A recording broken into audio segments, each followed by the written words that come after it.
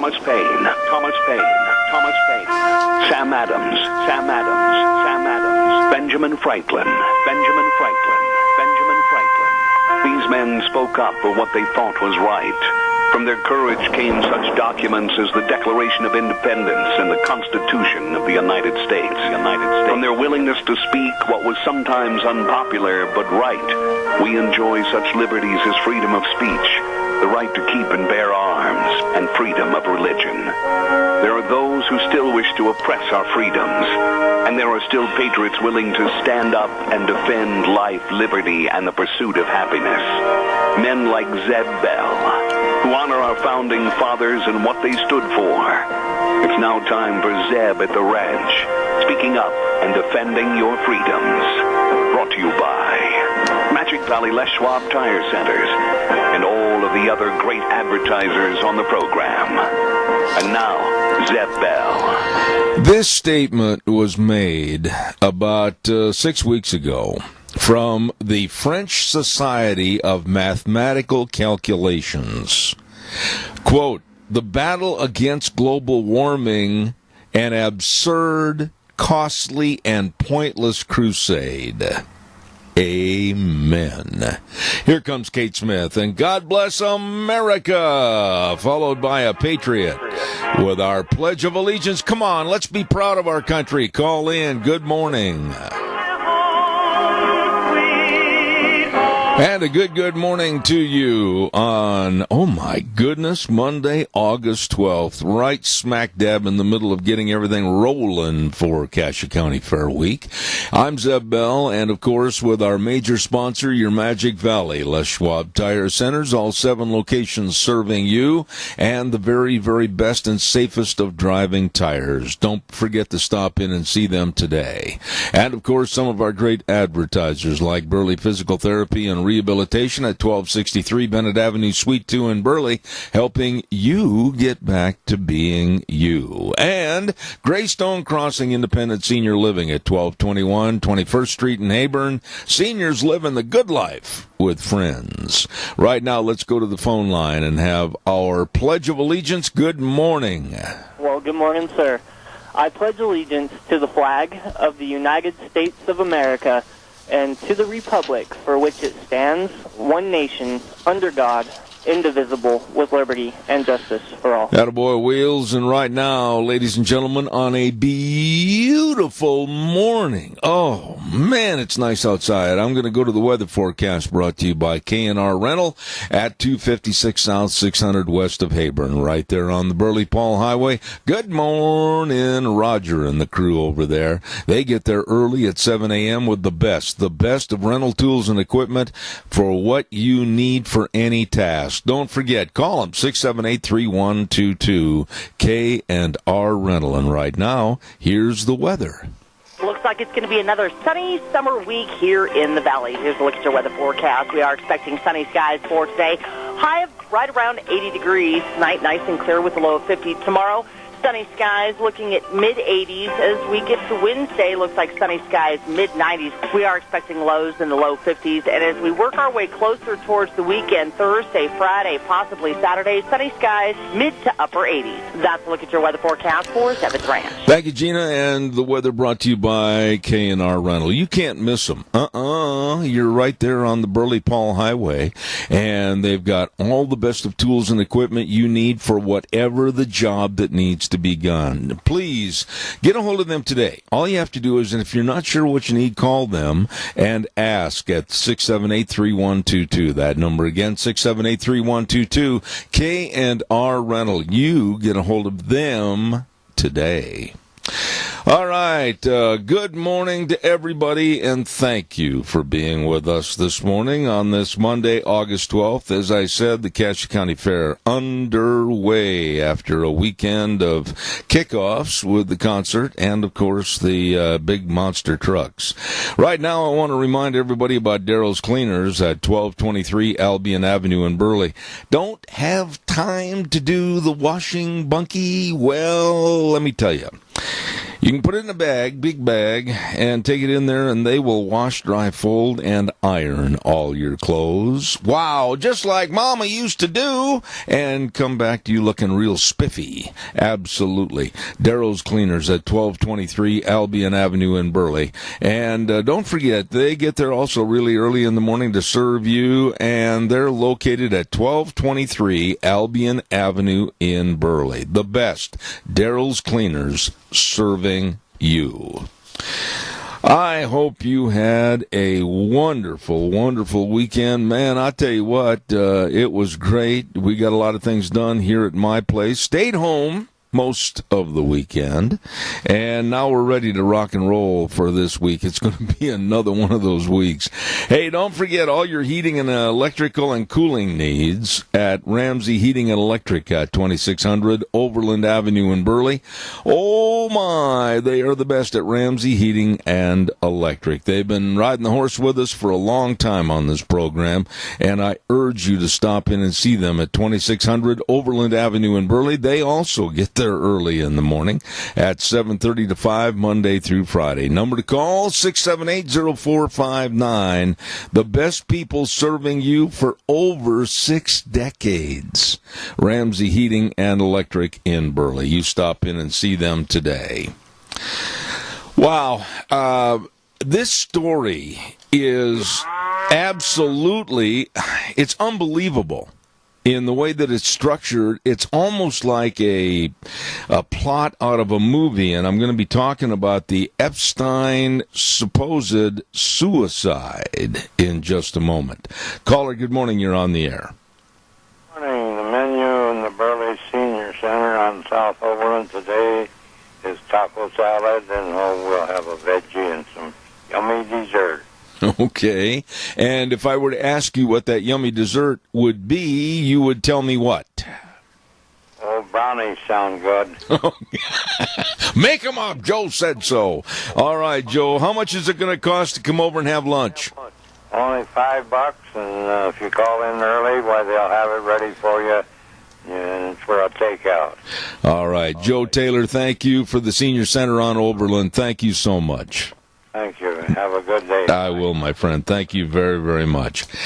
Calls are welcome, 436-2244, 1-866-927-4587. Jeffrey Epstein was one of the lowest of the low. Human trash. Now, whether you like that or not, that's just the way it is. He was in prison for his many allegations of basically sex crimes with young girls. And I'm not even going to explain it or go into anything that he had done. But he was in prison very probably for the rest of his life. One of the highest security prisons in the world, let alone here in the United States. And they had him in a cell that was completely void of any dangerous objects, supposedly. And they were supposedly watching him on a suicide watch. He had attempted suicide supposedly, a couple of weeks ago, and now this terribly evil man with ties to a lot of big-name people, including President Bill Clinton and others. Now this terribly evil man, all of a sudden, oh, well, the cameras weren't pointed in his direction. Oh, well, some of the staff was overworked and they might have missed watching him. Oh, well, the cellmate that was supposedly going to go in the cell with him and be a cellmate and help watch him, oh, well, that was changed. That was altered. That was stopped. Now, at 9 o'clock, we're going to be talking to our dear friend, Richard Manning. And Richard really studies each and all of these stories that come out regarding politics or people connected to politics. And I can't wait to hear what he has to say about this, because the left is coming out and saying, well, it was a oops, or, nobody really did anything. It was accidental. I can't buy this. There were too many people involved with Epstein. There were too many people on a list that had committed horrendous crimes against these young girls. Many, many, many very well-known politicians and others. And Epstein dies from an apparent suicide in his jail cell. I can't buy it. Nobody saw it. Nobody witnessed anything. Nobody knows. They're going to do a coroner's report on this. What are your thoughts on this? Give me a call, 436-2244, 1-866-927-4587. I'd like to hear your opinion. Don't forget Denny's Restaurant at 611 North Overland in Burley. Oh, now listen, this is what's going to happen. We're going to be over there. As a matter of fact, I just knocked all my papers on the floor, not doing well. We're going to be over there on the 22nd. Yes, a week from this week, next week. And I hope you're going to be there with us on Thursday the 22nd. Going to be a lot of fun, and we're going to have a lot of door prizes and everything else at Denny's Restaurant, 611 North Overland in Burley. And they've got another location at 291 Pole Line Road in Twin Falls. The best of breakfast, lunch, dinner, desserts, anytime, all the time at America's Diner. Denny's Restaurant. You stop in and see those good folks today. And don't forget, put Lunch Bunch on your calendar for next Thursday, the 22nd. Caller, I'll be right there. Stand by. Pardon me. I also want to remind you, I've got an appointment this afternoon at 1 o'clock right there at Burley Physical Therapy and Rehabilitation. Yeah, buddy. At 1263 Bennett Avenue, Suite 2 in Burley. They have really been helping my aching and paining. They can help yours. So please get a hold of them today. Make an appointment and talk to Nick Greenwell and all the physical therapists there that are going to be serving you with the best of exercises. And that number is 678-1191. That number again, 678-1191. The best. Burley Physical Therapy and Rehabilitation, 1263 Bennett Avenue, Suite 2 in Burley. Caller, good morning. You're on the air. Good morning, Mr. Bell, and how are you? Well, I'll tell you what, Donna, there are so many things going on in the news that I don't understand. I don't think you understand. I don't think anybody understands, because there's kind of a cloak and dagger attitude and atmosphere to these things. Go ahead. Well, this thing with Epstein, I feel sorry for his victims that they will not get complete closure. Right. They will not be able to face him until and let him know how devastating, his actions were to their lives. But, it really doesn't take a rocket scientist to figure out what happened. Somebody dropped the ball.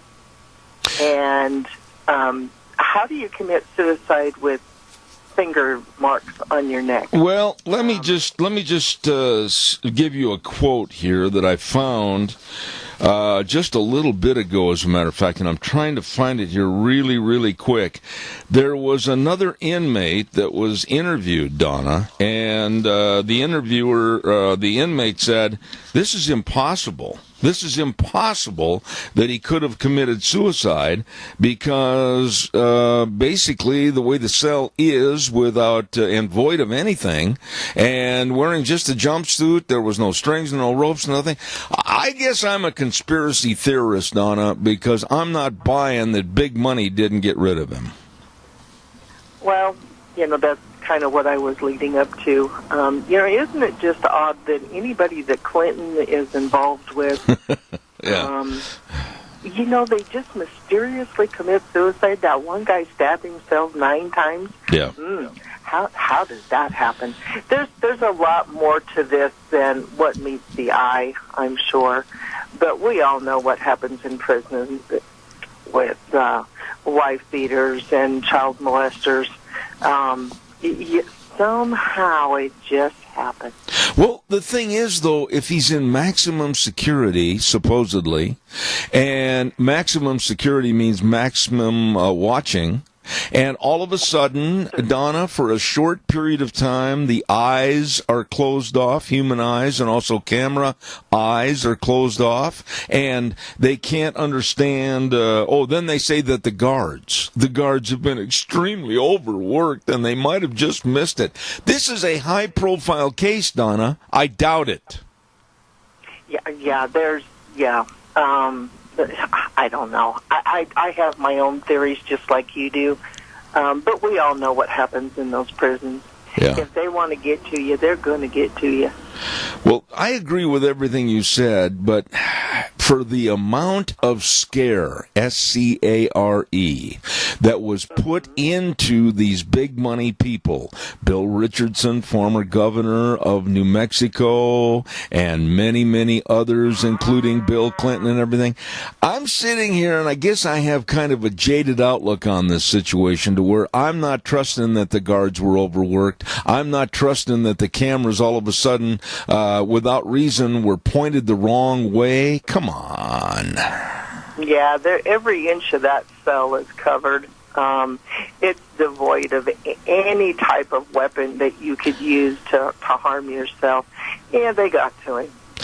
Donna, I think you are...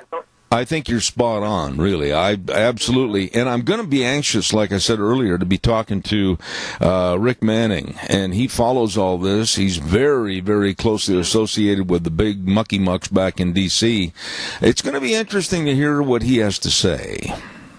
I think you're right, and like I said earlier, I am totally sorry for his victims that they may get a monetary settlement out of his estate, but they'll never get complete closure. Absolutely. I totally agree with you. Boy, that's nice that we totally, underline it, agree this morning. We better mark it on the calendar. All right. You take care. God bless you. You too, Mom. All right. Thank you, caller. I'll be right there. Stand by. Don't forget Ark Animal Hospital at 750 21st Street near Connection Credit Union in Heyburn. Now, why should you remember this? Well, if you got pets and you got livestock, well, you want to keep them healthy. And whatever it might be, disease or some kind of a cut or whatever the major problem might be, get a hold of the people that really know how to take care of your animals and your pets. And that's Ark Animal Hospital. Many, many times voted Minnecache's best veterinary hospital. And they can serve you and your pets. Please, the number to call, 678-1177. I'll repeat that one more time, 678-1177. Ark Animal Hospital in Heyburn, where they have the warm hearts for the cold noses. Caller, good morning. Well, I've had a busy weekend with the family, and I didn't even hear this. I'm going to tell you, we want justice. We want fairness. I'm telling you, this system is so rigged.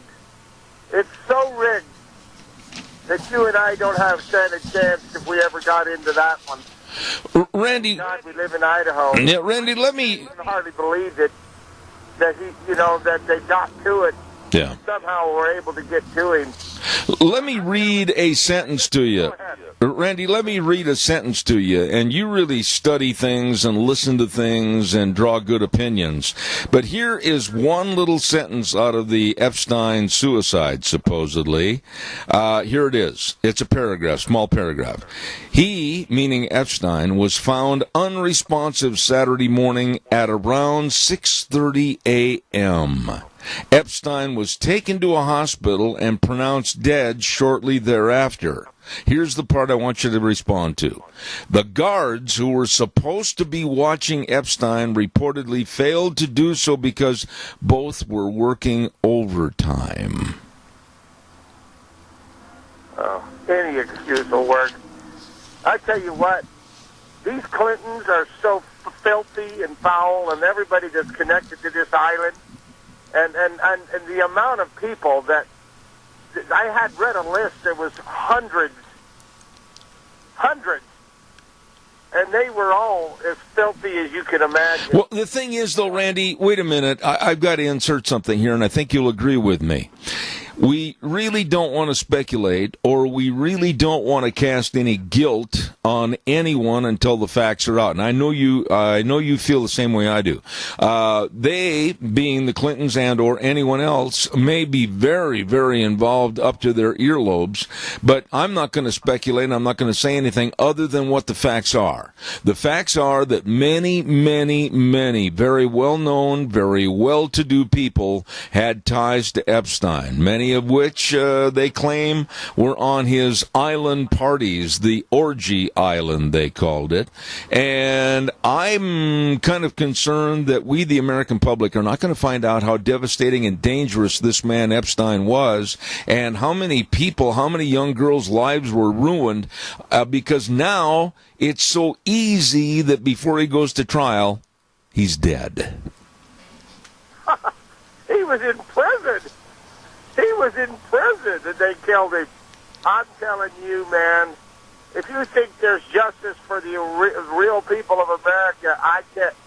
I'm telling you, thank God we have local justice. You and I would be churned up and spit out back there. I'm telling you, it's so wrong. It's so filthy. It's so corrupt. And I just, you say to yourself, I don't know. I couldn't even believe that you said it this morning when when it first started. I just said, I tell you what, I don't know what we do. The system is so rigged. Well, let me throw one other little mystery in this thing, okay? And again, I am not saying this as bona fide fact because I don't have the facts.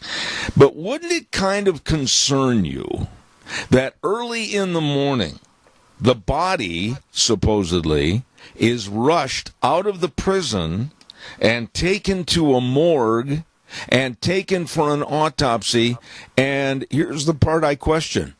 Nobody saw the body.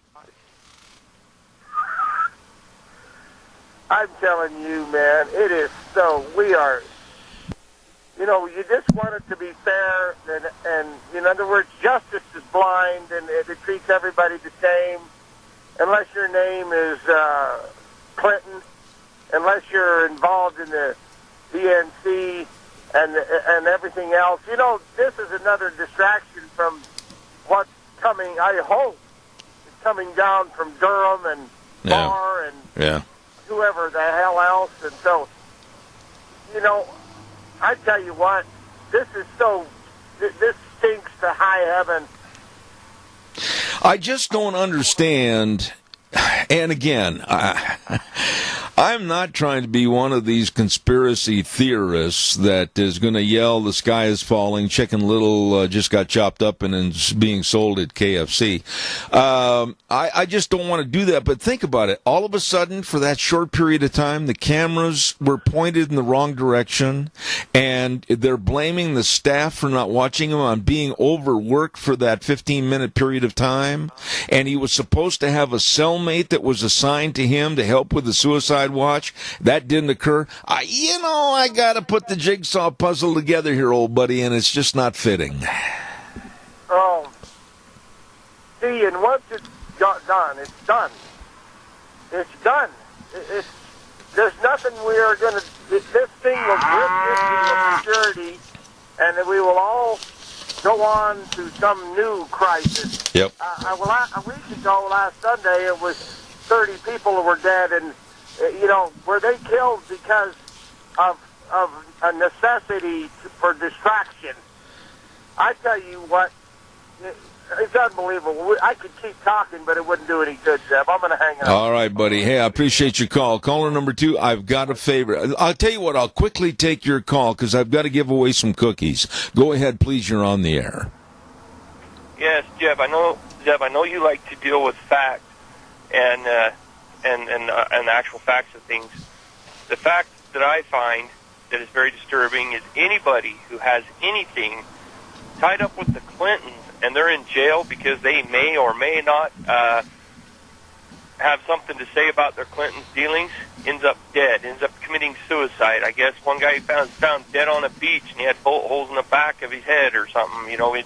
It's ironic, and it's a coincidence that all these people that are tied to the Clintons in one way or the other decide that it's time to kill themselves in the most awkward positions in the most safest place, I guess. Like this guy's in prison, and he ends up killing himself. Yeah. And I don't buy it. I don't buy it one bit. And I really think there ought to be an investigation, not in the president, but in the Clintons and the way the Clintons are doing things. And I'll let you. But let me ask you one quick question, Riley. Real fast, short answer. How did he kill himself? How? I don't know, and that's the thing. How many of these people that supposedly killed themselves and committed suicide when they had something to say about the Clintons? How many times were the bodies hurried and rushed to a morgue, or an autopsy was supposed to be done but wasn't done, and there was no information released? How many times does that happen? Yeah, I think a couple at least, and it's obvious what's going on, but nobody wants to do anything. Everybody's too scared. What are you scared of? A bunch of crooks? Well, you know what? The fear factor that you're talking about must be very powerful. I appreciate your call, old buddy. Thank you so much. You betcha. Thank you. Got to give away some cookies right now. The first person to call in is going to win a dozen cookies if you have the right answer to Sophie's Chatterbox, 530 East Street in Rupert, right on the square with a delicious bakery and a delicious restaurant. Oh, stop in to Sophie's Chatterbox. This is an easy one for everybody this morning. You don't have to run to your computer to get the answer. I know you've got it stored in your memory bank. On the TV show Leave It to Beaver. On the TV show Leave It to Beaver, what was Beaver's dad's first name? On the TV show Leave It to Beaver, what was Beaver's dad's first name? Quickly, 436-2244, 1-866-927-4587, and you will be the winner of those delicious cookies. So quickly, give me a call. What was the first name of Beaver Cleaver's dad on that TV series? Come on, give us a call at 436-2244, 1-866-927-4587. I can't believe the phone lines aren't lit up. It's not a hard one. It's an easy one. Give me a call quickly, please. There's the first one to call in. Good morning. You're on the air. Good morning. I believe it's Ward. Well, who is this? This would be Mike. How are you? Mike doesn't cut it. Mike, I need a full name. There's 1,000,002 Mikes that live right here in this area. Mike Landrum. Mike Landrum, you are the lucky winner of the cookies, so call Sophie's and tell them when you're coming in because they'll have those cookies ready for you.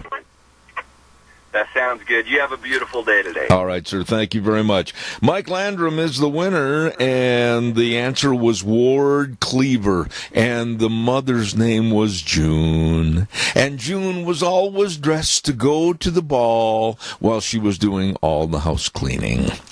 Calls are welcome, 436-2244. Caller, I'll be right there. Stand by. I'll be right with you. I got to tell everybody about the Cassia County Fair and Rodeo. Woo-hoo!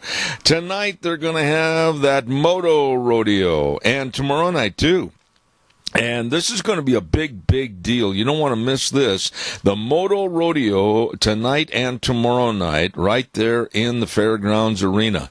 And don't forget, too, that Wednesday they're going to have that great big parade at 10:30 in downtown Burley. And Wednesday night, the Team Ranch sorting, oh, my goodness, at 7 p.m., they got a lot of things going on at your Cassia County Fair and Rodeo. Don't you miss it. Be a part of the Cassia County Fair and Rodeo. Some of the businesses that want to acknowledge the fact that you should be at the Cassia County Fair include Kelly's Bearings at 1407 East Main in Burley. You'll know where you're at when you get your bearings at Kelly's. Hello, Zach and Brett. How you doing at Kelly's Bearings? And don't forget Magic Valley Irrigation at 44 East, 500 South of Burley. Jeff and the crew at Magic Valley Irrigation since 1978, the best of irrigation system service and repair. Magic Valley Irrigation. And our old buddy Rick at Mountain Transmissions, 1146 East Main in Burley, right across the street from Stokes. I'll tell you the number to call if your transmission is not working right. They offer free towing, free diagnostic, and free estimates at Mountain Transmissions, 678-9110. Caller, good morning. You're on the air. Good morning, Jeb. I just wondered, didn't anyone else hear this? I always listen to late-night talk shows, and the host and his guest both said that they got just a glimpse of the when the person was being taken out on the gurney, and neither of them thought that it was who it was supposed to be, because they had the opinion, and no doubt could be a possibility, that actually he did not die, that they snuck him out to put him in the witness protection program because of all the information he had, and maybe they will do an investigation and follow through on some of these evil people. You know, Adrian, you call in and you're always armed with good, precise, concise information. A person that I know and trust back in New York this morning when I called back to get my info said basically the same thing that you had talked about. And there's so many ifs, but just explain to me. Just explain to me how all of a sudden, oops, the cameras are pointed in the wrong direction. Oops, the staff is so tired they just missed watching him. Or oops, the cellmate he was supposed to have wasn't there. Come on. Well, it could apply in either one of the scenarios we've been talking about, that either he was killed, murdered, or that he actually was taken out to be put in the witness protection. The whole thing stinks. That's the best way to wrap it up. Thank you very much. I appreciate your call as always. Thank you. Thank you. You know, come on, folks. I mean, when you read things like this, are we that gullible and naive that when you see headlines in the paper that say, Epstein's guards were working extreme overtime shifts, so they missed his supposed suicide? Or, well, the cameras at one of the nation's highest security prisons. I mean, they can't make mistakes. They can't have oops. Oh, well, the cameras, they were pointed the wrong way. Or the cellmate that was supposed to be brought in as a precautionary and protection type device, if you will, to stay with Epstein, well, that was deferred. I'm not buying it. How did he die? I don't know. How did he hang himself? But with what? The ceilings are 9 foot tall. And was he all of a sudden Superman going to jump up? And his jumpsuit is a single entity. Make some kind of a rope, if you will, around his neck? I don't think so. There's just a ton of questions. A ton of questions. And they say that we're going to get the answers, but will we? Honestly. Too many big money people. And boy, the list is really something. I mean, holy cow. They go all the way from Prince Andrew in Britain. They go all the way to Donald Trump. They go all the way to Bill Richardson, governor of New Mexico. I mean, the list goes on and on and on. But he died of apparent suicide, but nobody saw it. Calls are welcome, 436-2244, 1-866-927-4587. It will be interesting. Now, you know this is really the truth. It will be interesting to see what kind of spin, I use that word, spin, will be put on this story, so that the gullibility and the naivete of the American public will be satisfied.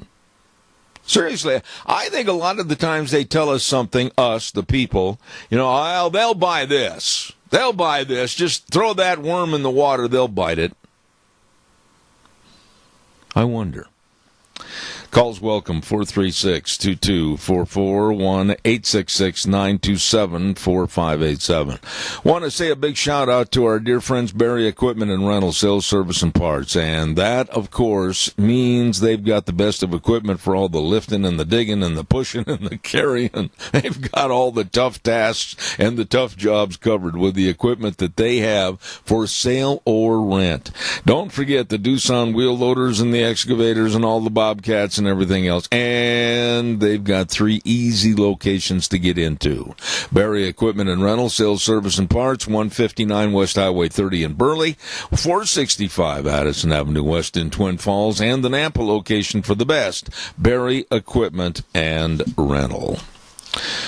On another story, and I know that the Democrats are going to try to protect him as much as they can, but Joe Biden is kind of like a old shirt.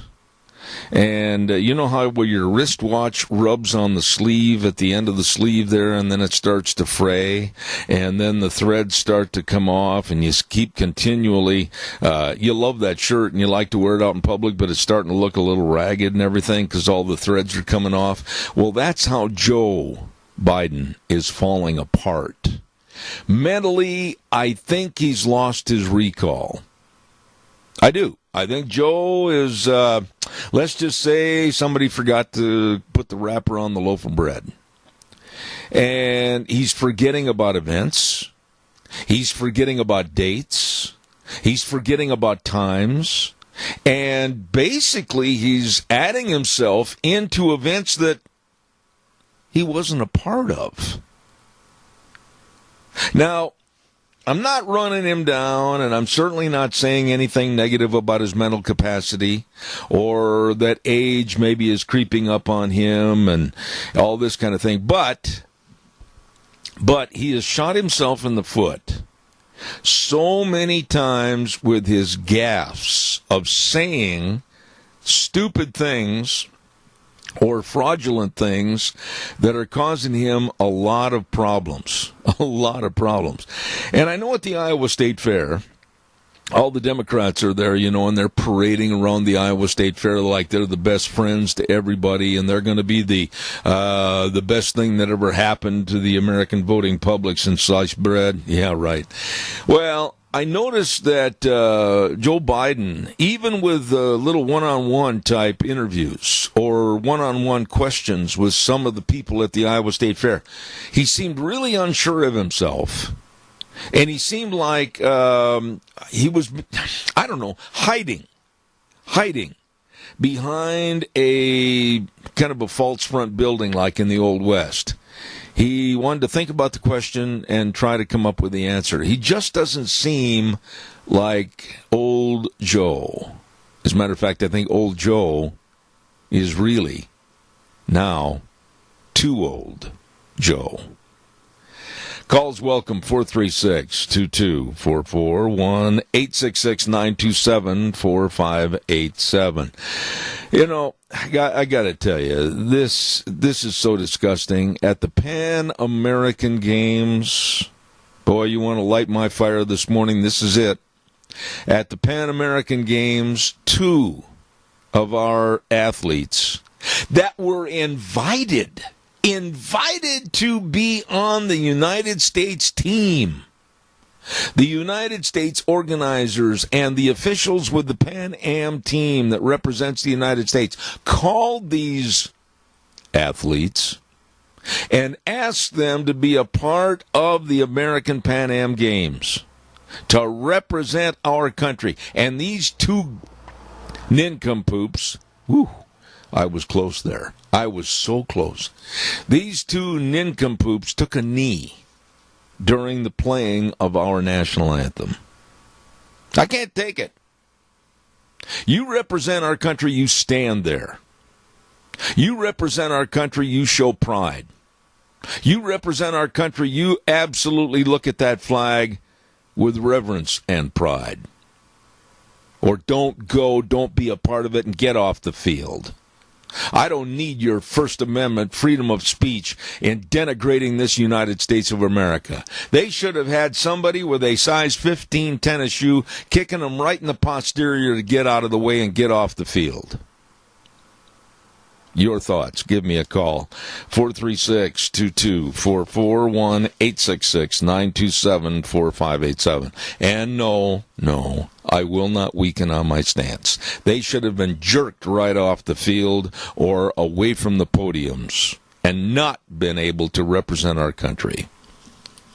Time for the weather, and the weather brought to you by Mount Harrison Audiology and Hearing Aids, and they're right behind the Minidoka Hospital across from the emergency room and waiting to serve you and help your hearing health. Noticing a little bit of a diminishment in hearing? Well, don't put it off. Please don't put it off. They have 3 wonderful doctors of audiology, Christine Pickup, Courtney Mitchell, and Shane Hunsaker, waiting to serve you at Mount Harrison Audiology and Hearing Aids. Caller, I'll be there in just a minute. Right now, here's Gina with the weather. Looks like it's going to be another sunny summer week here in the valley. Here's the look at your weather forecast. We are expecting sunny skies for today. High of right around 80 degrees. Tonight, nice and clear with a low of 50. Tomorrow, sunny skies looking at mid-80s. As we get to Wednesday, looks like sunny skies mid-90s. We are expecting lows in the low 50s. And as we work our way closer towards the weekend, Thursday, Friday, possibly Saturday, sunny skies mid to upper 80s. That's a look at your weather forecast for 7th. Oh, Gina, thank you very much. Brought to you by Mount Harrison Audiology and Hearing Aids. Please make an appointment today at 43. Pardon me, I'm giving my number. Give them a call on their telephone. It works a lot better to call them. 312-0957, 312-0957, Mount Harrison Audiology and Hearing Aids. Caller, good morning, you're on the air. Good morning, Zeb. You know, it kind of provokes me when they show these things on TV and they don't tell who these people are. I think they should be exposed. I think everybody should have a poke at them. What do you think? Well, there's 2 ways of looking at it, Keith, and I'm kind of weighing my options on this. Number 1, when you give people exposure and almost a good advertisement for the ill acts they perform by using their names, they almost use it as kind of oh, look what I did. And if you don't mention their names and people don't know who they are, they can't say anything positive or negative about them. I don't know. Personally, I will not mention their names. Personally, I don't want to know their names. All I know is that they're pond scum for doing what they did. Well, that's what I say, but they did it as a spectacle. Yes. They wanted attention. Yep. Let's give them the attention by, not spitting on them or anything like that, but let's avoid these kind of people who don't love our country. Well, yeah, I go a step further than that, though. I mean, honestly, and I believe this in my heart of hearts, they were asked, and Wheels, we got a little bit of feedback over there, buddy. They were asked by the Pan American Games Commission for the United States of America to participate and compete for America. That's quite an honor when you're asked to represent your country. And by being asked to represent, and they consented to do so, they should at that juncture always follow the rules and regulatory means and methods of how they're supposed to act as an agent of that team. They didn't. They should have had a swift kick in the posterior right off the podium, and they should not have received an award. Well, their fellow members there are the ones that should really excoriate them, because they have to work with them and be part of it. Yeah, but you know something, Keith? The brotherhood, if you will, of athletes or any other grouping of individuals, they always seem like they circle the wagons around these people like, oh, woe is those people. We've got to protect them. And me, I'm not like that. You got a bad apple in the barrel, you better pick it up and throw it as far from that barrel as you can. And that's what I think about these athletes. I don't believe in protecting somebody that's stupid. I think you hit it right on the nail there. They are stupid. They don't know how lucky they are to live in America. Well, and that's the fault of a lot of us, whether it's our education system or whatever it is, for not instilling that this country's the greatest country in the world ever was, ever will be. And if I sound like a white nationalist to the creeps and the weirdos out there in the audience, that's fine. Call me that. This is the greatest country ever. Yeah, and it was really great to hear that they're not going to produce that film. Oh, my gosh. Deplorable. Oh, I didn't want to get into that this morning because I was going to save, no, hear me out. I was going to save that for tomorrow for my feature story, but you've touched on it. That movie that was put together, Universal Films, and basically a movie in simple terminology about the elite Democrat liberals hunting and killing deplorables that were supposedly in support of Donald Trump. I mean, the movie and the gist of the movie is very clear.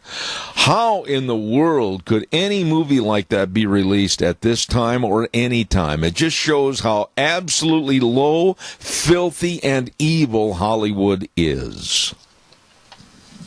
Well, I'm sorry to steal your thunder. No, you didn't steal my thunder. Don't feel that way. I appreciate you bringing it up. It's just that there's so much evil going on in this country. It's a little tough to follow it every day, my friend.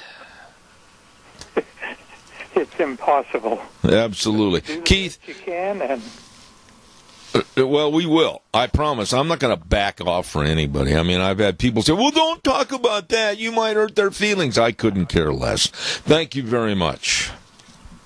You bet. Bye-bye. All right. I want to talk about somebody that I absolutely trust, somebody that you can absolutely trust, and somebody that offers you not only the best in products, but also the best in service. Who am I talking about? I'm talking about your Magic Valley Les Schwab Tire Centers. All 7 of them the best. You want tires? You need tires? Well, by golly, get in there. They've got all the tread designs, all the sizes for all your vehicles. That's not brag, that's a fact. And they've got the best in brake service with highly trained brake technicians. They, of course, have the best in front-end alignment, shocks and struts and batteries.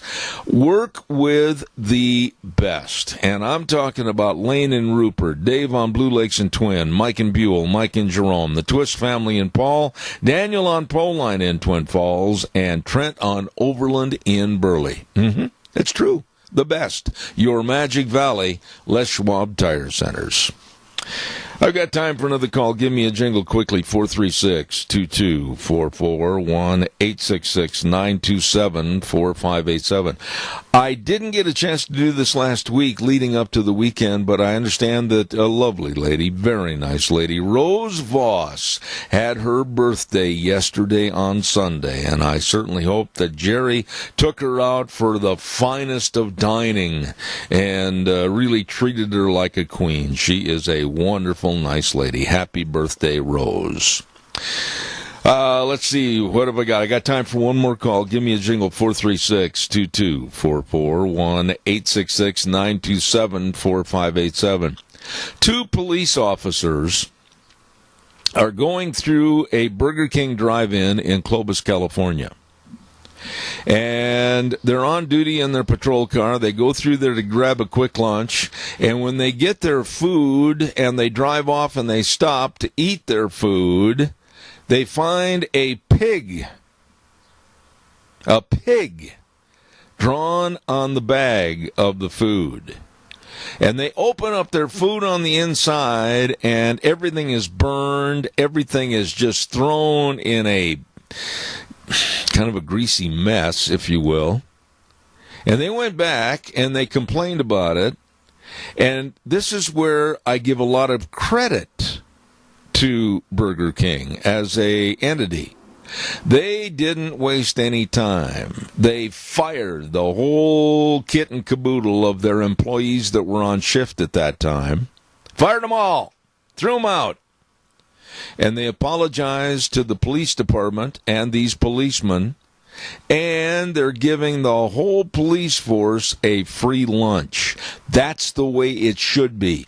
And I'm so glad that they fired and threw these bums that were working for them out on the street. Can you imagine our police, our policemen, to protect and to serve, and they get their food, and there's a big pig with a badge on the bag. And they open it up and the food is not even edible. That's pathetic and low class. And I do salute Burger King for going in and throwing these bums out. We're going to take a little break and come back in a few minutes with Richard Manning, and then we've got Michael Stumo, and we've got a full plate today of great, great people coming on this program. Zeb at the Ranch, and we just absolutely urge you to stay tuned with us. And right now we're going to send it over to Wheels, as he's going to take us to CBS News, and they can come in and kind of destroy everything we've put together. Wheels, take it away, old buddy.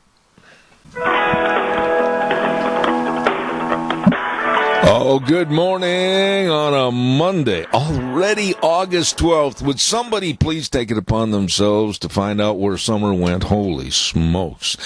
Zeb at the Ranch, I'm Zeb Bell, and of course with our major sponsor, your Magic Valley Les Schwab Tire Centers, all 7 locations serving you with the best of tires for your safe driving. And don't forget to some of our great advertisers like Burley Physical Therapy and Rehabilitation at 1263 Bennett Avenue, Suite 2 in Burley, helping you get back to being you.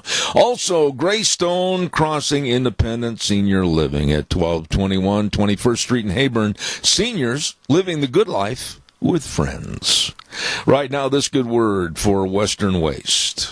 From the canyons of the Snake River and all across southern Idaho, we're always at your disposal. Western Waste Services, we care about our community, our resources, and this great land. Western Waste Services is lending a hand, always at your disposal.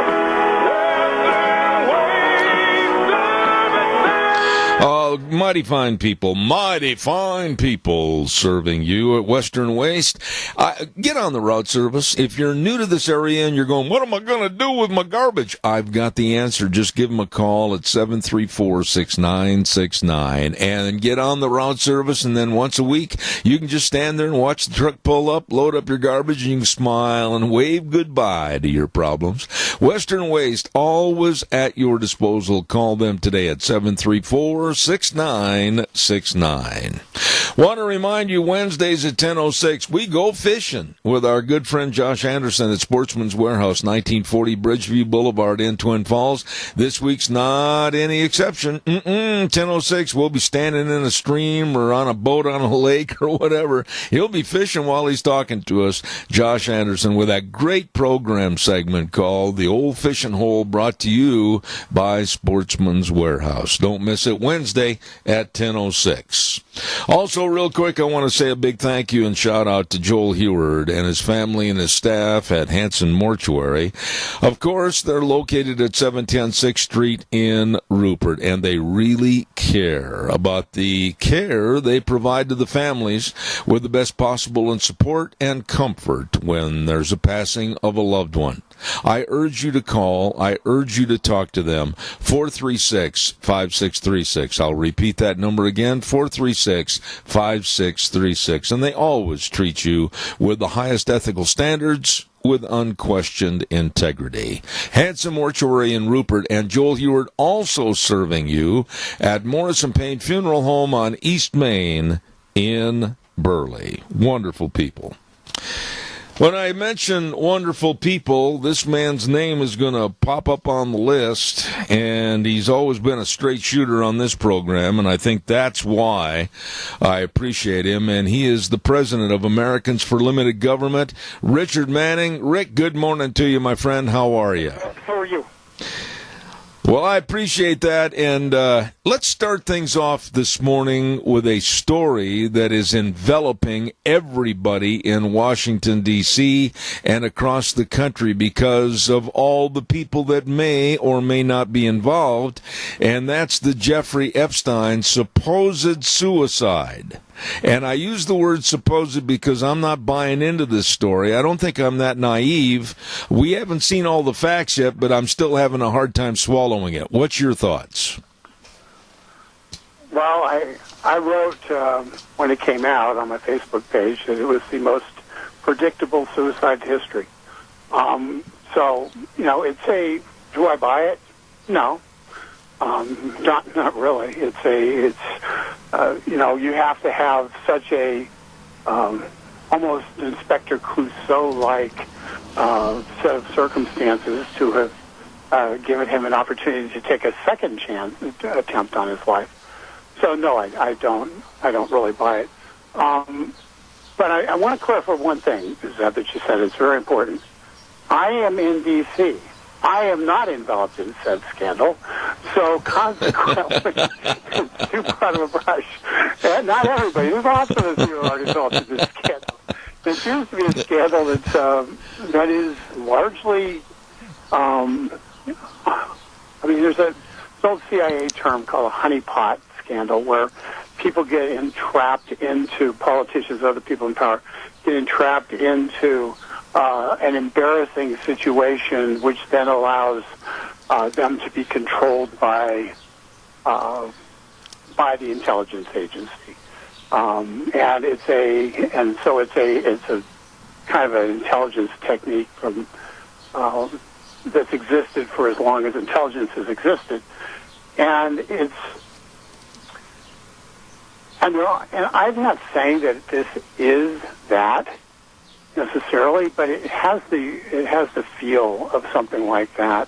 With the number of people involved, it's hard to imagine that Epstein didn't utilize what he knew about the indiscretions and the illegality of what some of these folks apparently had done.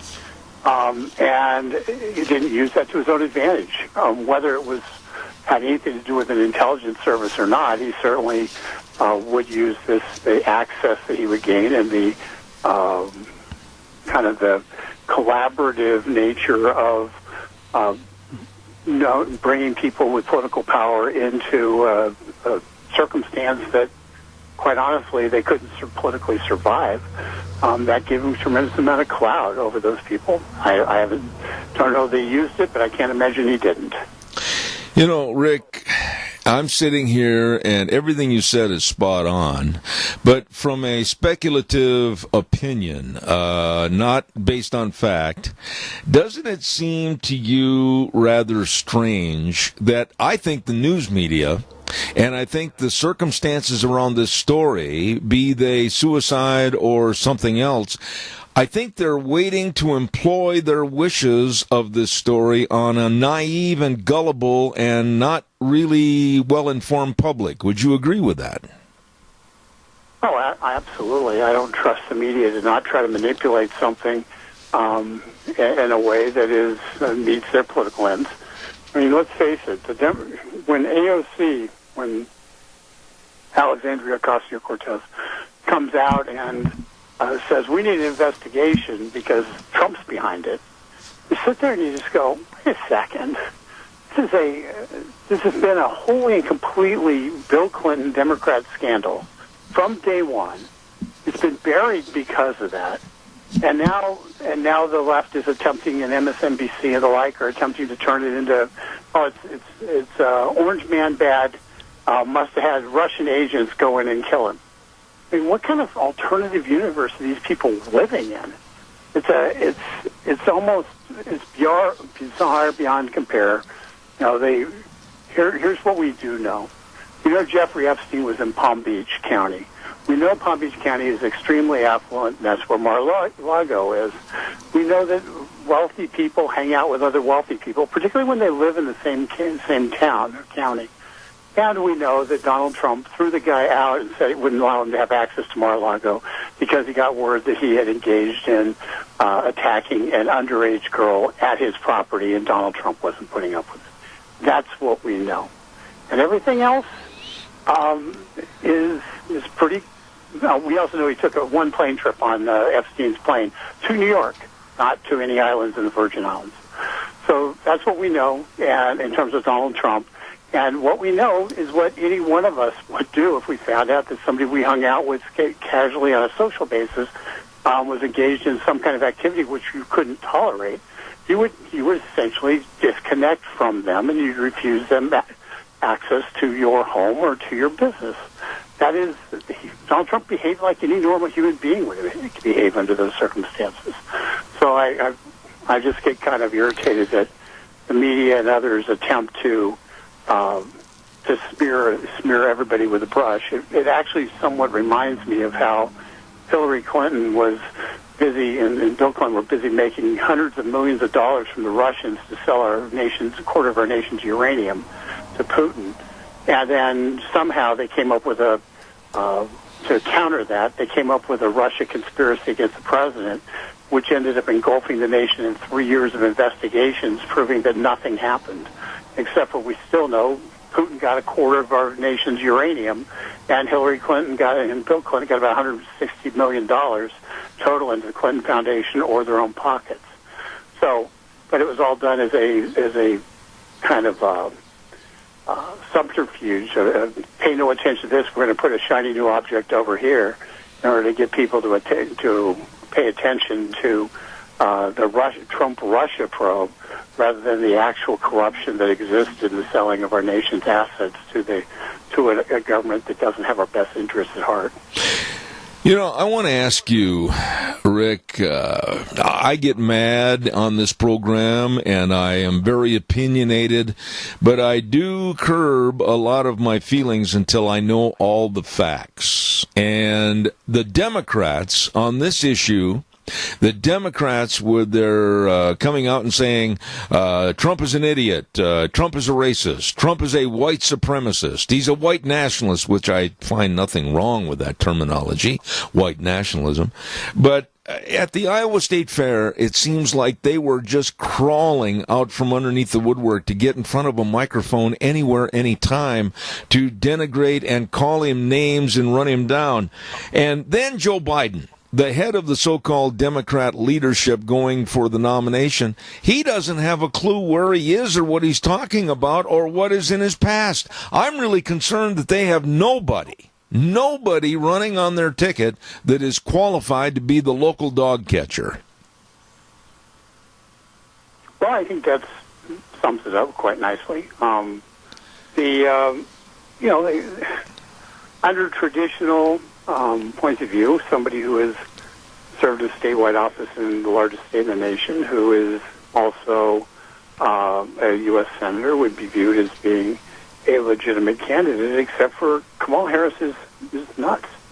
And I think that one of the challenges that the Democrats have is that Biden was their hope of having a candidate who was perceived as being legitimate to the broad swath of people who would vote Democrat. His ties to the Obama administration, his long career, all kind of stamped him as being, while liberal, stamped him as being a safe choice. And I think the safe choice is rapidly going off the table, because Joe Biden has always been a gaffe machine. He has always had this problem where he speaks and he just either makes it up, he plagiarizes from somebody else. He's always been fast and loose with the facts. But he appears to not know where he is in the universe. Yeah. And what time it is, or even when he served as vice president. And that would be, in any other election, he would have been disqualified already. But in this one, when you've got people who are Looney Tunes as the alternative, the people who are desperate to try to beat Trump are going to keep him in the race as long as possible. I just can't imagine anybody voting for a guy who really doesn't have a grasp on reality. And I hate to say that, because as I get older, I sit there and I hope that I don't slip the way that he has, but he clearly is not up to the job. Right. Here's a story that I find so disgusting, And I find it one of those things that I call fist clenchers. I can't imagine Hollywood sinking this low. Well, in essence, maybe they can. Or Hollywood putting out a film that would depict the actual hunting and killing of people that Hollywood, didn't like, basically the deplorables that support our President Trump, and calling it The Hunt by the so-called socially elite, the liberals and the Democrats in this country. The gist of this film just makes my stomach turn. What are your thoughts about this? Well, I actually researched this a lot, and it's Universal, which is part of Comcast, NBC Universal, part of that mega empire, purchased this film after viewing it at Robert Redford's Sundance Festival. And so they viewed the film, and they said, "Yeah, we want to distribute that film." So they paid the producers, people who made the film, a bunch of money, so they'd have the production rights to the film. And so these are people who watched this film, said, "Yeah, I want to distribute it," and I think they viewed it. And I'm not going to be charitable, okay? And I think they viewed it as being like Hunger Games.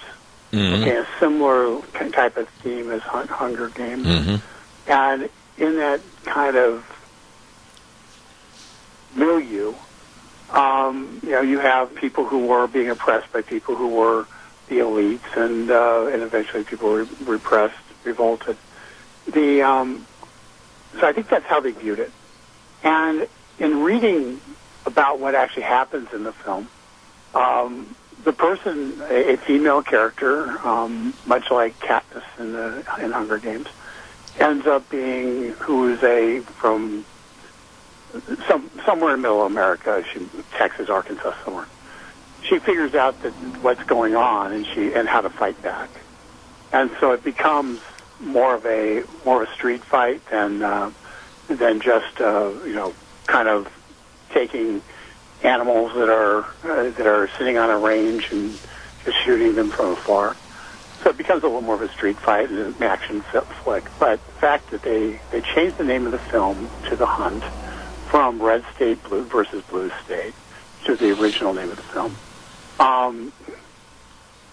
is so irresponsible that it's almost impossible to believe anybody thought it was a good idea, let them made the film. And the fact that the far left Comcast, NBC, Universal power structure decide they wanted to distribute the film and thought it was a good idea to distribute the film in the environment that we've seen over the last 3 years is almost beyond comprehension. And whoever greenlit the film, whoever bought the rights to the film, should be fired. And they should be fired. There's absolutely no, and Universal should put the film into and just light it on fire and say, it never sees the light of day. Now, what will happen is they will release it on direct to streaming, and because of all the attention on it, people will want to see it, and they'll make a lot of money. They'll make their money back on using streaming services through their Comcast partner, if nothing else. So that and DirecTV, which just Comcast partner. So that's what they will be. So they will have that, and that's what they will do, because Hollywood always wants to make their money back. But what they should do is they should just shelve it and say, okay, bad idea, we're just going to hold on to this. Explain to me, and I know you've done a lot of research on this film, if you want to call it even a film. Explain to me how anyone in their right mind, which says a lot for the Democrats and the liberals, not in their right mind, could call this movie of killing people a satire. Well, it was a satire after they got it. They had to come up with a rationale for it. It was a satire after they got into trouble for it. Okay, that's called after the fact spin. There's no way to call this a satire. Satires have to be funny, and you're supposed to be. A satire is something where you're poking fun at something, and in this case, they're not poking. What they're doing is they're exacerbating tensions that already exist and paranoias that already exist, and in an environment where there are people who are running for the Democratic nomination for president who are actively and continue to actively say that Donald Trump, their opponent, is a racist. Anybody who follows Donald Trump's a racist. Anybody who supports Donald Trump is in some way, shape, or form a murderous thug, and deserves to have their rights stripped from them. But worse than that, deserves to be beaten and killed. That's what they've said. That's what the rhetoric on the left is. And for Hollywood to try to come out with a film like this is, it would be unbelievable if we hadn't been watching what MSNBC and others say on a daily basis. Right. Unfortunately, those same MSNBC is owned by the same company, and so you get it's kind of a monolithic view that those people who support Donald Trump are putting them out in the field, chasing them around, shooting them. It seems like great sport and something that I guess the elites on the coast dream of doing. I've only got 2 minutes left, and I've got to have you comment on this. The Pan Am Games are going on, and two of our United States athletes that were invited to participate on behalf of the United States team, they were invited, and they took a knee during the national anthem. And I said very, very forcefully in the first hour, somebody should have walked up behind them and stuck a size 15 tennis shoe in their posterior and kicked them right off the podium in acceptance of their medals while our national anthem was being played. Your thoughts? I would have a discussion with U.S. Olympic Committee. And I would tell the U.S. Olympic Committee that the Olympics are scheduled to be in the United States in 2028, and all federal funding for those Olympics are going to be withdrawn if they don't get their athletes under control and they don't show basic respect for our flag and the national anthem. These Olympics cost a huge amount of money, and the federal taxpayers will be asked to pay for them. And I just tell the U.S. Olympic Committee and their athletes, no, we're not doing that. If the IOC needs to move the Olympics elsewhere in 2028, fine. But we're not going to pay for Olympics where athletes poke us in the eye. Absolutely. Rick, you're a breath of fresh air every Monday morning, and I appreciate it. President of Americans for Limited Government, and that's Richard Manning. My friend, take care. God bless. See you next Monday. Have a great week. All right, sir. Thank you very much. I really enjoy having him be a part of our program, and he is excellent. Rick Manning, thank you very, very much. Oh, we got to pay some bills here real quick. And the Cassia County Fair and Rodeo is going full tilt this week, absolutely. Tonight is Monday, August 12th, and tomorrow night, Tuesday, the Moto Rodeo. Oh, they're going to have a lot of fun at the Fairgrounds Arena with that. Don't you miss it. And don't forget Wednesday, of course, the Team Ranch sorting, and also the big parade Wednesday at 10:30. You don't want to miss a minute of it. And then Thursday, Friday, and Saturday, the great big pro rodeo. Oh, my goodness, all kinds of fun. Fun at your Cassia County Fair and Rodeo for 2019. Don't miss a minute of it.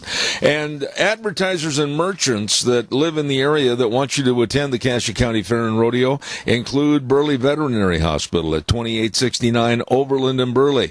Great doctors and a great staff serving you and your animals at Burley Veterinary Clinic, 2869 Overland and Burley, 678-5509. And our friends at Golden Valley Warehouse at 468 West, 1000 South of Burley. Don't forget, these are another great business with super folks with all the quality seed, the barley, the wheat, the triticale, oats, alfalfa, everything. You be sure and give them a call. 678-7324, Golden Valley Warehouse. And last but not least, Mountain Transmissions at 1146 East Main in Burley, right across the street from Stokes Market. Don't forget, if your transmission, it's just not going from drive, reverse, or anything, you better call Rick right away at 678-9110, Mountain Transmissions. And they all say, come on to the Cassia County Fair and Pro Rodeo. Wonderful people. Also, before we go to our next guest, I want to remind you about Lee's Furniture, Floors, and More. Now, we had Jeff on the phone with us the other day, and he was telling me all about the great buys on luxury vinyl planks and the great buys on some of their carpet. Oh, you'd better get in the car right now, and head on down to 459 Overland in Burley, Lee's Furniture, Floors, and More. And you know, along with this, you step in the door and you're seeing all the different furniture and the bedroom sets and all the mattresses and all the recliners. And let me tell you something about their recliners. They've got a whole herd of recliners. I mean, I think it's the largest selection I've ever seen anywhere at Lee's Furniture, Floors, and More. Stop in and see them today at 459 Overland in Burley. Lee's Furniture, Floors, and More. Gonna be a beautiful week. Oh my goodness. Enjoy all that Mother Nature has in store for us. The good Lord really shined on us this week. Sounds like temperatures. There's only one day that's going to get a little warm, and that looks like Wednesday. Other than that, sunny skies and enjoy. Don't forget, too, let's ride 270 Highway 24 between Rupert and the World. They're open Monday through Friday, 9 to 6, Saturdays, 9 to 4. You got to get outside. You got to get up in the hills. You got to get on the water. Well, they've got all the side-by-sides. They've got all the four-wheelers. They've got all the watercraft. Hey, they got you covered. All you need to do is stop in and see them today. Open Monday through Friday, 9 to 6, Saturdays, 9 to 4, with a great accessory department and a super service department to keep you running. Let's ride. 270 Highway 24 between Rupert and the World, and it is true. This is where the fun is sold. Right now, let's go to the phone line. And I've had this gentleman on the program in the past, and I'm so glad to have him come back on. He is the CEO of the Coalition for a Prosperous America. I like the sound of that. Michael Stumo, good morning, sir. How are you? Good morning. Thanks for having me. Michael, what kind of shape is our economy, our trade agreements, and everything in this morning as we speak, when it seems like there's a lot of forces, especially China, they're going to do all they can to turn things topsy-turvy in their favor? I mean, kind of give us a summation of what's going on with the dollar and other people's currency. Sure. Well, China's been manipulating currency since 1994, and prior presidents have never called them on it, Clinton, Bush, or Obama. Trump has. But they devalue their currency to gain a trade advantage. They use tariffs to gain a trade advantage. And, of course, they engage in over 30 different ways of technology theft and and use every dollar they've earned from us in a trade surplus to bolster their military to challenge us in the East China Sea, the South China Sea, and the Pacific, and around the world. And so the president, with his tariffs, have increasing on China, have ended up the U.S. economy performing better than other major economies. But China's devaluing their renminbi now. The dollar is appreciating, making our goods more expensive, frustrating the impact of the tariffs. And the president now is starting on a road where he will start likely managing the U.S. dollar exchange rate so it's no longer non-competitive, and that will be pro-growth. So this is a story that's continuing, but it's ended up instead of being Armageddon for the economy, it's been pro-growth, and it'll continue being so. Michael, for me and my listeners and everyone that really isn't following this story, perhaps the way we should, explain to me, and I will admit I'll go back to my high school days, and I should have paid more attention to economics and currency and everything else. How does a country like China undervalue its currency to try to gain advantages? Sure. Well, one way China and other countries do it is they would buy dollars and, treasury bonds and U.S. stocks and bonds and based in dollars, and that pushes the dollar up. It's just like if, big money came into your town and bought up all the houses, it would push the price up and price everyone else out of the market. And but at the same time, when they did that, it would push their renminbi down, making them a lot more competitive in global markets. They could sell a lot more stuff. They could employ people. They could, and they need to employ people because there's so much repression that if they're not employed, they'll revolt. And excessively rely on the U.S. consumer market to grow. They grew by 16% per year in the 1990s, 10% per year in the aughts, 6 to 8% per year now. We're at 2 to 3 to 4% per year, right? And so by making your goods cheaper on global markets, you can rely more on foreign demand to grow your economy, and you can restrict imports because when they have a low renminbi, it makes it more expensive for Chinese to buy USA-made goods. So it slows up our imports. So it's like a tariff and a subsidy. So reversing that is important. Mm-hmm. Michael, I live in a very big, productive, world-famous agricultural growing area, the Magic Valley. I think second only to the San Joaquin Valley down in California for the growth of crops and food for the entire world. And I got to say, I'm really concerned about what's going to happen to our farmers. I'm going to be really concerned about the prices that they get or don't get for their agricultural commodities. Tell us about that.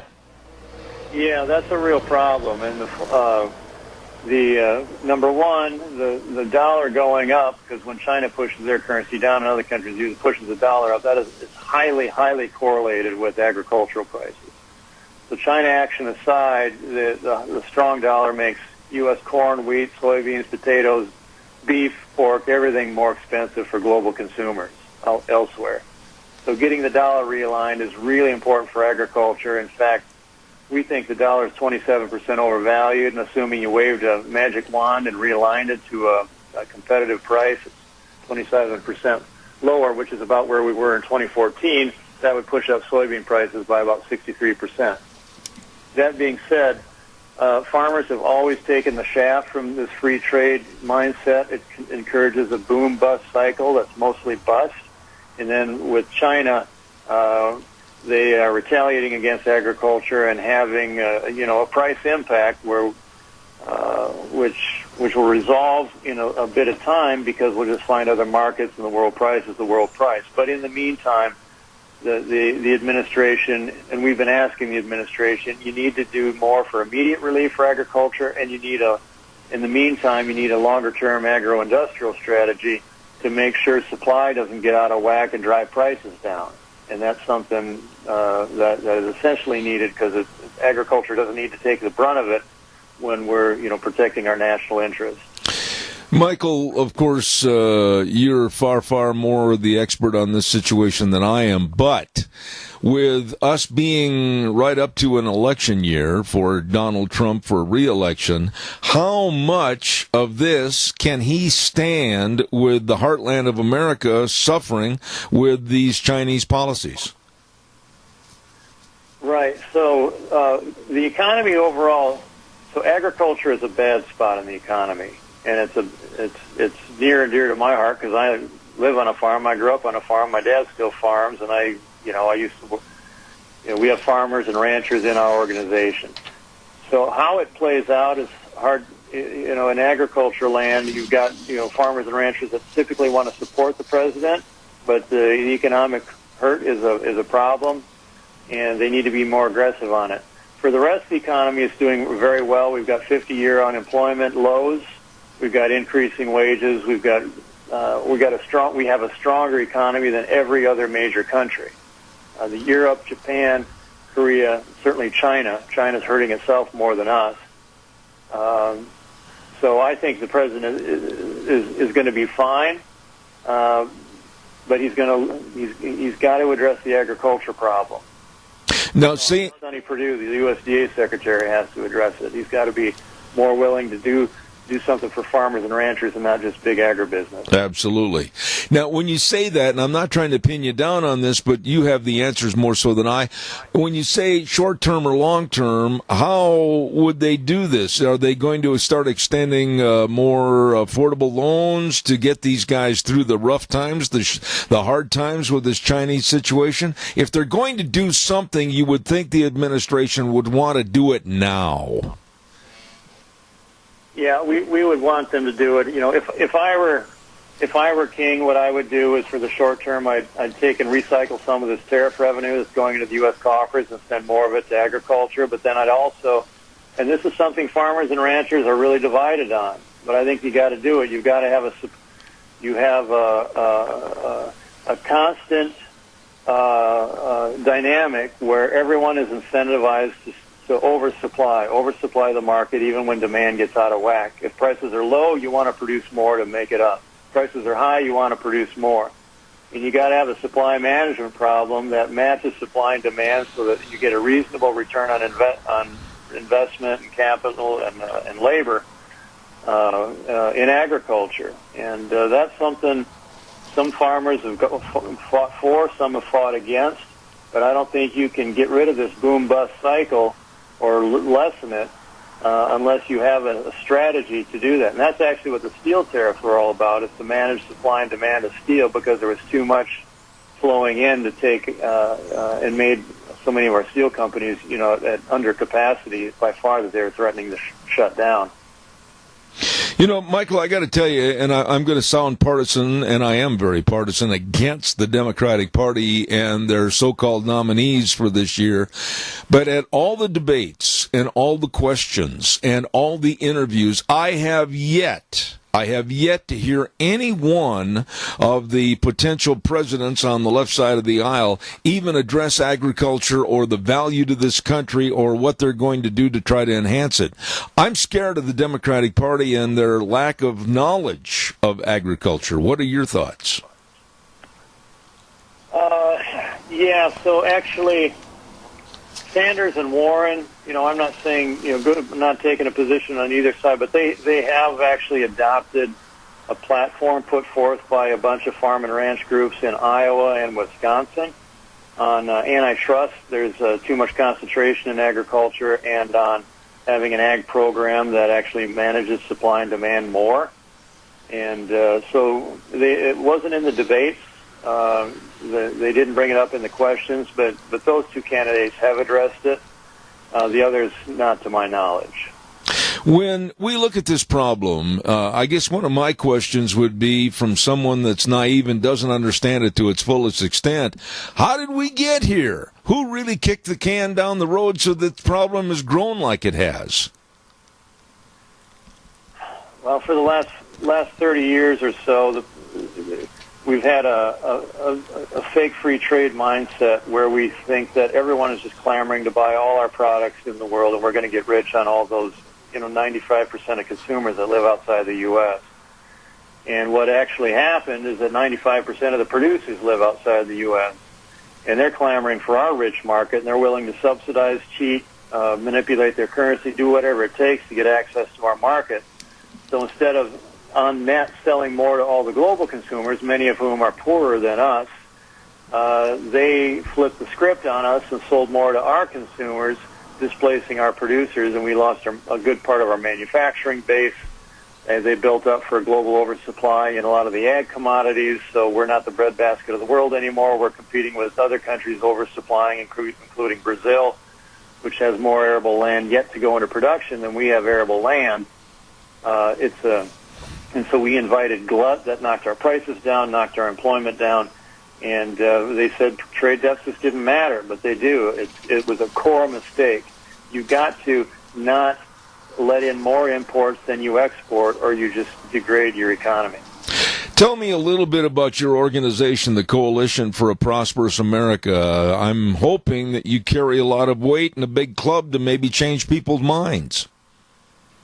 Yeah, well, I think we do, but we're a unique organization that goes from right to left. We've got strong Trump supporters. We've got strong Democratic supporters. We've been very supportive of the president's trade agenda, but we also are unique because we have agriculture, manufacturing, and organized labor together. And our chairman was head of the Trump trade transition team and helped pick Bob Lighthizer, the U.S. trade representative.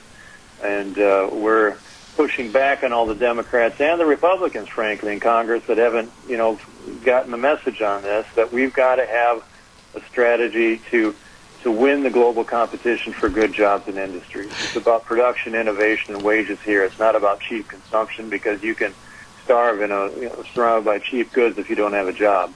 Michael, final thought here. Everybody always jumping up on a chair and screaming, Russia, Russia, Russia. I have said for a long time on this program, years, that, boy, I am afraid of China, whether it's a Cold War, whether it's tariffs, whatever, or even actually, God forbid, a real war. China has always made me very fearful. What are your thoughts? China's a big kahuna. You got to focus on China. That doesn't mean, Russia is an oil company disguised as a country. And they do have some military threat. They can cause some geopolitical mischief, certainly. You got to keep your eye on them. But China is the existential threat. If you don't do something about China, they become the new world superpower, and we have a dystopian, surveillance, repressive future if and when that happens. I want to thank you so much, and I hope you'll come back on the program in future times. The Coalition for a Prosperous America, the CEO, Michael Stumo, thank you, sir. God bless you for your time on the show this morning. Thanks for having me. You bet, sir. Thank you very much. There's a guy that really understands what's going on and puts it all together in words and verbiage that I can understand, and I appreciate, about the currency manipulator, China, and what they're doing to the entire world, all the countries in the world, and why we should be very fearful of them, China. We're going to do a weather forecast right now. Yes, we are. As soon as I uncover where my papers went, I'm so well organized on this Monday morning. Here we go, our weather sponsor, Phillips, Oaks, Goodwin, Crane and Company. And they've been providing accounting services to the Mini-Cash area for well over 50 years. These are really nice people, very knowledgeable people, and can serve you, your family, and your business. I urge you to get a hold of them today. The best in tax return preparation, tax planning, retirement planning, business consulting, all of this and more. 2 locations to serve you. One at 1710 Overland in Burley, and the other at 625th Street in Rupert. Phillips, Oaks, Goodwin, Crane and Company. And right now, here's Gina with the weather. Looks like it's going to be another sunny summer week here in the valley. Here's a look at your weather forecast. We are expecting sunny skies for today. High of right around 80 degrees. Tonight, nice and clear with a low of 50. Tomorrow, sunny skies looking at mid-80s. As we get to Wednesday, looks like sunny skies mid-90s. We are expecting lows in the low 50s. And as we work our way closer towards the weekend, Thursday, Friday, possibly Saturday, sunny skies mid to upper 80s. That's a look at your weather forecast for 7th Ranch. Gina, thank you, and brought to you by, as I said, Phillips, Oaks, Goodwin, Crane and Company. And they are the best at what they do, providing accounting services to you. And I urge you to give them a call or stop in Burley and Rupert, Phillips, Oaks, Goodwin, Crane and Company. I would love to have you give me a call, and we'll talk about anything for the remainder of this hour. Zeb at the Ranch, and can't do it without you. I got to tell you, one thing that really is concerning to me, and little by little, inch by inch, step by step, I see more and more people, even in this area, that are coming out and intimating about positive thoughts about gun control. I'm very worried about this. I'm very worried about the erosion and the possible erasing of our Second Amendment. Because I've said for a long time, and I'll stand and go toe-to-toe with anybody, you take the Second Amendment away, you'll take all our freedoms and our amendments away. And I don't like the fact that somebody wrote a letter to the paper the other day that basically criticized me as a gun owner, that I'm just a kook waiting for a crime to happen. No, I'm protecting my family. I'm protecting my property. And I'm protecting me. I'm not someone that's just waiting behind closed doors with clenched fists and sweat running down my brow, waiting for a crime to be committed.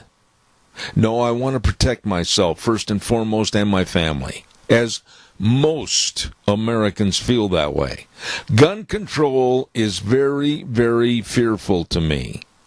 And I see through the left gun control gaining in, hate to use the word popularity, with the left and their imposition of trying to throw it at all of us for what might be a complete confiscation of guns. I remember a couple of weeks ago, a lady called in and she criticized me and said, well, you haven't heard anybody say gun confiscation. Yes, I have. Numerous people involved in politics talk about gun confiscation. So is she, but she doesn't want to admit it. Very, very fearful of what's going on in the left to turn us all into people that will bow to the throne of government. We cannot and we should not ever put ourselves in that position. Calls are welcome, 436-2244, 1-866-927-4587. And I know you've heard this, and some of you have scoffed at it, but it's not the gun, it's the person picking up the gun or the weapon, like what happened in California this past week with a crazed man that picked up a machete and just absolutely was hell-bent on hurting and maiming people, which he did. He killed 4. That was a machete. What are you going to do? Start banning machetes and knives? No more cutlery items? Nothing. Are you going to ban all that? You're going to ban the guy that went nuts a couple of years ago back in, I think it was New Jersey, with a tire chain? I mean, where do you draw the line? If people are that evil and are bent on doing harm, malicious harm to others, how are you going to stop them? How? Please, somebody call me and let me know, how are we going to stop mayhem and killing and maiming in our society when a person or persons is hell-bent on doing such a vile crime? Phone line's open. Give me a call. While I'm waiting for your call, I want to remind you about Cameron and Siemens Insurance, the very best of life insurance, health insurance, and all you need to do is just call them, and they'll be there to serve you. That's right, Cameron and Siemens Insurance. Make an appointment, stop over to their location on Highway 24 in Rupert, and they are very thoughtful and caring individuals that are accessible to helping you. Cameron and Siemens Insurance, Highway 24 in Rupert. Here's the number to call. Please write it down, 436-4424. I'll repeat it, 436-4424, Cameron and Siemens Insurance. I don't think the day is that far away to where anyone that's a gun owner is going to have to consider hiding or putting their guns in some location and their ammunition to protect themselves and their family away from a Gestapo attitude of collection or confiscation of our guns. That's why I'm asking you to call in. Maybe you don't agree. Maybe you think it's great. Let's stop making this gun. Let's take this gun away from legal, honest people that haven't done anything. They're going to pay the price of not having the protection for themselves and their family because of a kook, a crackpot, or a complete crazed individual. What are your thoughts? 436-2244, 1-866-927-4587. Give me a call, please. Real quick, again, while I'm waiting for your call, I want to remind you about some people that have been with us for quite some time. I'll be right there, caller. Dino Septic Service. Oh, my goodness sakes, they are the best at what they do. Septic tank pumping, liquid waste removal, sewer and sink drain lines clean, mainline irrigation installation and repair. Oh, they do it all. Backhoe services, Dino's Septic Service. Remember the name. Here's the numbers: 436-6526 or 678-1638. Fast, fair, friendly service. They do a great job. With a big truck that says smells cargo on the way, Dino's Septic Service. Caller, good morning. You're on the air. Zeb, Earl. A short story crossed my mind in my own words. Is the vultures are laying back, promoting various things upon the human race, and they put us against one another and then pick our bones dry, Zeb. Mm-hmm. Yeah, I agree with you. I just wonder, Earl, I don't mean to be rude, but I'm assuming that you're at or near my age, and I don't think people remember what happened in World War II or the Korean War and conflict. Many people today don't acknowledge the fact of the atrocities of Vietnam, etc. And by not being able to remember the past and the problems of the past, you're going to make the same mistakes in the future. And I absolutely am scared that people are going to jump on the anti-gun bandwagon and we're going to end up like Venezuela. Well, Zeb, there's certain things that I've learned in my life, and I keep those things in my crosshairs at a fairly steady base. And it doesn't matter on what level you look at it, but you watch out for those, because that's your past, that's your history, and you make the best out of it. Without, I'm not saying pull the trigger, but you keep these things in your crosshairs, Zeb. Yep. No, I agree with you. And I think today, the younger generation, they don't know how to keep things, like you said, in the crosshairs, because many of them don't even believe our past and our history of the world, and they scoff at it. And that's what really scares me. Well, last week I mentioned how these young kids are being assimilated, right, by the people that are making the buck off of the deal. Your movie industries, these gaming stuff that's promoted on the televisions and etc. So yeah, absolutely. Earl, I appreciate your friendship and your call. God bless you. Get on with this other call. All right, sir. God bless you, man. Bye. Caller, I've only got 30 seconds. I'm flat out of time. Real fast, go. Hey, Hoss, this is the chief. The thing about trying to confiscate guns is they'd never be able to do it. I mean, there's probably billions of guns in this country, so they're wasting their time. It'll be like the old saying where the bad guys have the guns. But all these shootings and stuff started when people didn't go into church anymore or have Amen. family morning prayer and think about God. When you don't think that you're going to be punished for murder, then it's okay. But in God's eyes, it's not. You're doomed. Absolutely. Chief, I'm out of time, but your point is very well taken with me, especially getting back to the basics of God, family, and church. Thank you. I got to run to the news. Thank you very much. Appreciate it. Good points. News next from CBS. I'll be back in about 7 minutes.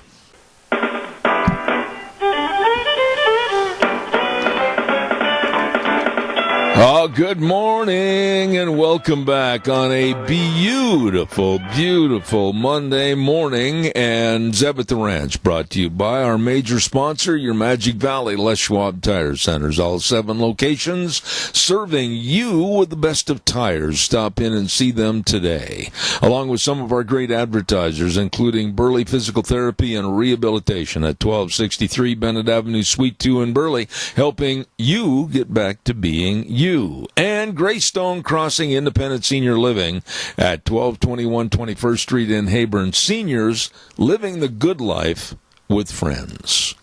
Want to remind you, too, about our good friends over at Patterson's at 421 East Main in Burley. Now, why should you stop in to see Patterson's? Well, they're your electronics headquarters, and that includes home theater systems and the video surveillance cameras and the car stereos and the speakers, and they've got all the complete sound systems. Oh, yeah. And, of course, televisions. TVs all over the place. Samsung, Sony, Toshiba, LG TVs, that is, with a V. And don't forget a super selection for you. So please stop in and see them today at Patterson's, 421 East Main in Burley, or give them a call, 678-6997. They're open Monday through Saturday, 9 to 6 at Patterson's in Burley. Right now, we're going to go to the phone line, and our next guest is with us and ready to go. He is the author of a new book called Lying Wonders and Strangest Things. Good morning, Michael H. Brown. How are you, sir? I'm fine. Thank you for having me. Okay, Lying Wonders, Strangest Things. You've already got my interest piqued. What's this book about? Give us a quick synopsis, if you would, please. Well, it's basically the strangest things I could find as a journalist around the world. Whether it's the most incredible coincidences, whether it's what might be called miracles, or in the supernatural realm, various incredible stories of alleged curses and hauntings and things of that nature, as well as claims of UFOs. I look at these things as a journalist and have been looking at them for many decades now. So there are more than 60 accounts of various types in this book, both natural and supernatural, or one might say preternatural. And so it's kind of a survey of, as the title implies, strangest things. You know, I got to tell you, Michael, when I look out in the world today, and ever since I was a little boy, there's a lot of things that have piqued my interest that nobody at that time when I was a little boy, no adult could give me an honest answer.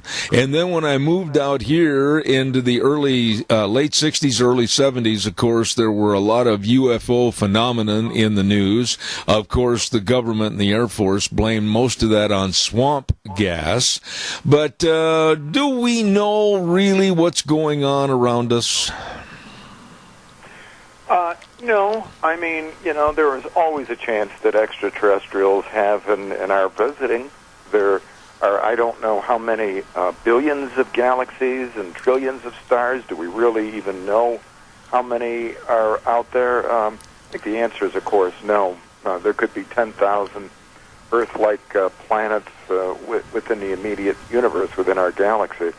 But I think the majority of the ones that I have investigated give hints of being what the other part of the title of the book implies, lying wonders. That's why it's called Lying Wonders, Strangest Things, because I think certain of these are ephemeral, many of them are, and even have a supernatural, spiritual, preternatural implication to them. So, in other words, there are just so many types that are claimed. There are so many types of aliens that are claimed that it seems to me implausible that it's all a physical phenomena, because we don't have one shred of physical evidence. But I do think witnesses, in large part, see what they claim to have seen, just that it's a deception as opposed to being something physically real.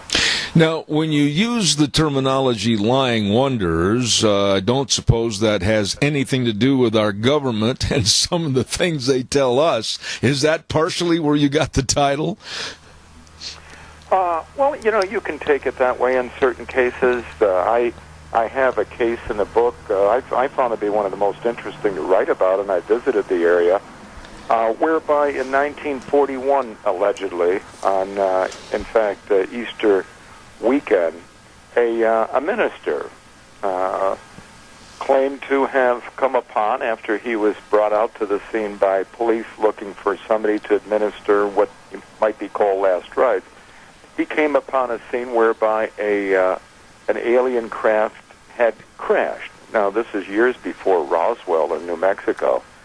And there were some other people at the scene, and he claims they were all utterly sworn to secrecy when, soon after he arrives, military personnel came onto the scene. That was his claim and the claim of others, too, in that area.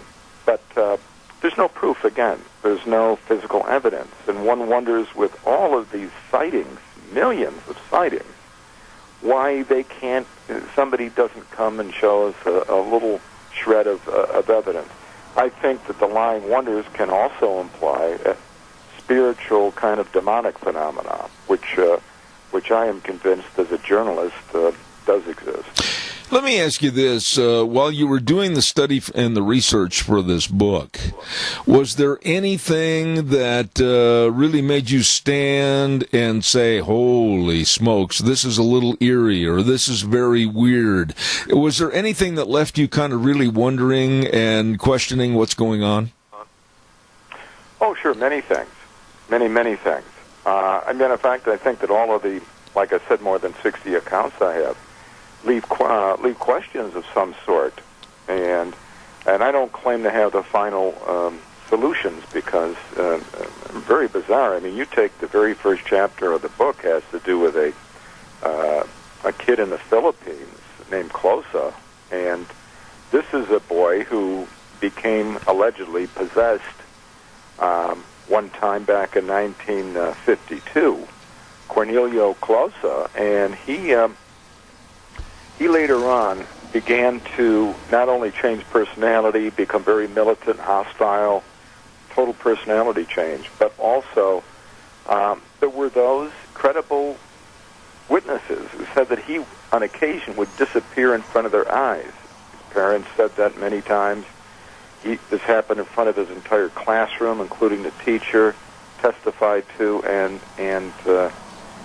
so forth. So, I mean, that's pretty eerie stuff. So is a case I have in the book of this poor young girl, again in the Philippines, who supposedly became possessed, and they would see different marks appear on her skin, kind of like claw marks or fang marks.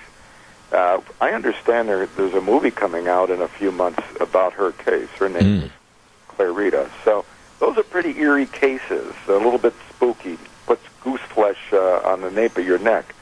But there are just so many such accounts that you can't offhandedly dismiss them all. You know, and I'm glad you said it that way. You can't dismiss them all. But, Michael, I'm very proud to say that I'm a Christian, and the Bible means an awful lot to me. And passages in the Bible basically stating, and I'm paraphrasing, that there are angels among us. Did you have any circumstances of people and angels? Yes, I do. As a matter of fact, the very last chapter of the book has what I think is one of the very most extraordinary cases of an angel appearing to somebody as a mysterious stranger, like it says in Scripture, and kind of issuing, I guess, what you could call a prophecy or a warning. This was a fellow I myself interviewed, a very, very intelligent type, kind of involved in technology. And he was working late one night in a laboratory, came out, happened to spot that somebody was around his car, which was the only one in the parking lot. He thought it was somebody who was going to jump him. And basically, the person just said, this mysterious stranger just said a few things to him, and when he looked up next, had disappeared. But later on, showed up in another case when he was stranded and came up to help him fix a battery in a very kind of miraculous way, and left behind clear physical signs of the supernatural. So, and there are other cases in the book as well. So yes, I certainly believe that angels are among us, and like it says in the Bible, Don't turn away that beggar, that mysterious stranger, because it can be an angel in disguise. When you were studying this, and I'll go back to what I said a few minutes ago, I'll bet you that you were really perhaps taken aback at some of these stories. And when you used in your promo sheet for you being on the program, God's mysterious creation, I find it a little smug of mankind to think that they know everything and they understand everything, because I don't think we do. Oh, I think we are. That's right. I think that our knowledge is extremely limited. I think we have turned science into a religion when it can't even cure the common cold nor tell us whether eggs are good or bad for us. I think that science has no idea, none of us do, about what the universe even is. When there is hyper-skepticism in this age of rationality, I find it more than amusing, maybe discomforting would be a better term, because we have no reason to be hyper-skeptical about all of these strange events that occur around the world, just because we can't explain them, just because we can't rationalize them. Let me ask you, when people get your book called Lying Wonders, Strangest Things, when they read the last page and close the book, what do you want them to take away from that book?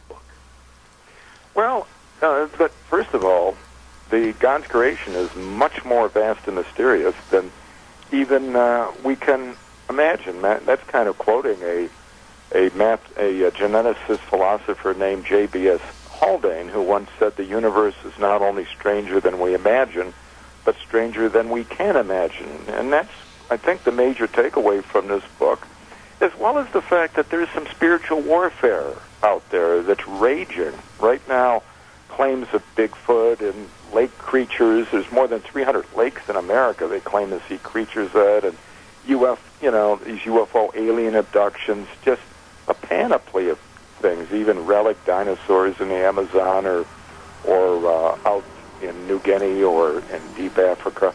And I think a lot of these are just deceptions from the dark side that try to ensnare people, just like a Ouija board tries to ensnare people. So I think that there's an occult link, and I think right now that the mainstream media is allowing it to...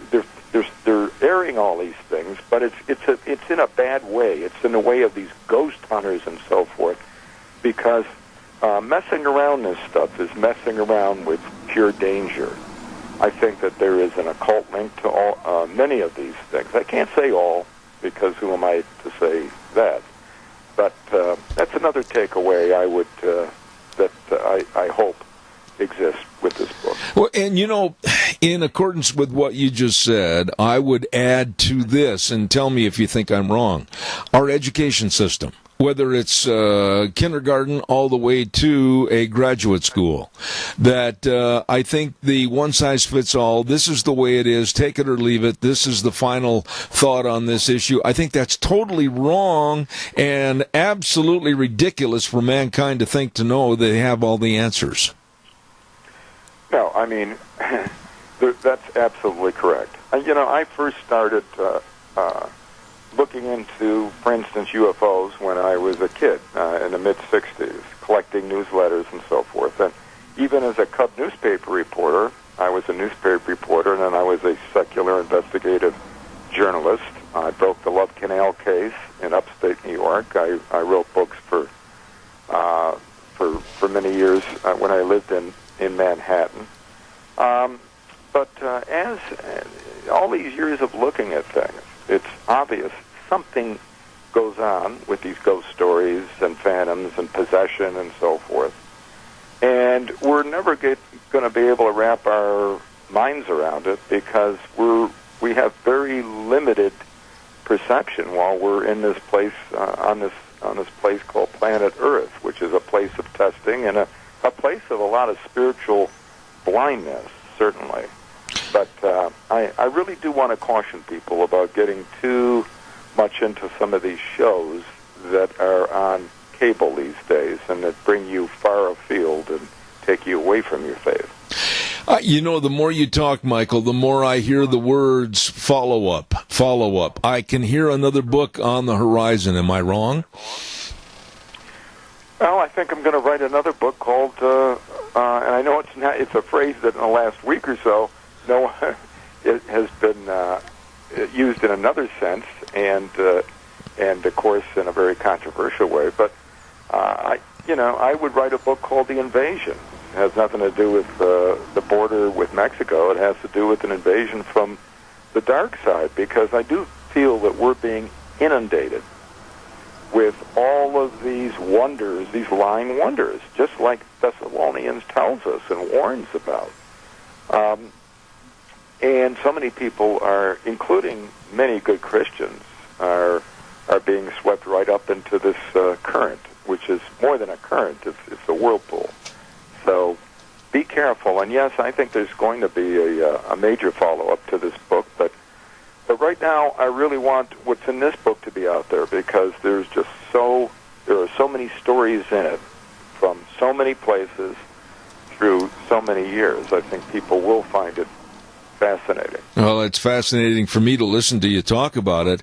Lying Wonders, Strangest Things. Michael Brown, where can people find this book? Well, it's on Amazon Kindle now, and will be there in paperback form later this week. Right now, the best place to get it for the best price is a website that I happen to operate called SpiritDaily.com. That's Spirit Daily, all one word, like a daily newspaper, SpiritDaily.com, and you'll see it there on our front page. I know you're a Christian man, and I can tell by your bio and everything, but I've got to ask you this as a parting shot. I'm very concerned in this country that we're getting away from the values of family, church, and worshiping God, and the values of right and wrong. Do you see this as something that we can't overcome? Have we gone too far, or is there hope? Oh, I think there's always hope. But right now, we're at a time of deepening darkness, and I think it's exhibited by some of the phenomena we've been discussing here. We'll come out of it. The church established by Jesus Christ will prevail. The gates of hell cannot prevail against it. But I think it's the hour of the power of darkness right now, and it's being manifest by, again, many of these items that you brought up today during this interview, and then I bring up in the book. And when you hear about a movie, and this is what sickens me the most, Michael, a movie called The Hunt that basically is the killing of people that are not politically in the same mindset, it just shows how low Hollywood and how low our society really is going. Yes, and of course Hollywood, as well as mainstream media with these cable shows that I've mentioned, has done so much to drag, especially our young, into the occult, into witchcraft, into even in some cases Satanism. And we Christians need to realize that. We need to realize that there is a real spiritual battle going on. We're not talking theology. I think we have to get back to functioning like Jesus did. Go out, cast out darkness, cast out evil, heal people, and so forth. But instead, everyone's wrapped up, wasting a lot of time, in my estimation, a lot of time on entertainment and politics and all these other things, when we need to get down to what matters the most, and that's our salvation. That's where we end up when we're on the other side. And there is certainly copious evidence in the book, Lying Wonders, Strangest Things, that we live forever, and that, yes, there is a spiritual realm that continues after death on this earth and interacts with us even while we're in the physiological state on earth. I have got to get a copy of this book, and I urge my audience to do the same. Lying Wonders, Strangest Things by Michael H. Brown. Thank you, sir, for being on the program, and please come back in the future. I've enjoyed our conversation. I'd love to thank you for your perceptive questions. All right, sir. Take care. God bless. Thank you very much.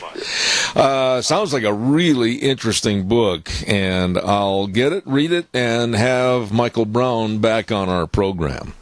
By the way, I've got a couple of notes here I've got to take care of. Number one, and this is really important, Greystone Crossing Independent Living for Seniors. Don't forget to call Kelly and Matt Wiggins and set up an appointment so that you can see the great opportunities for you as a senior to live right there at Greystone Crossing. I mean, 3 meals a day, all the snacks, and then local transportation to get you to wherever you have to go are all included in the rent.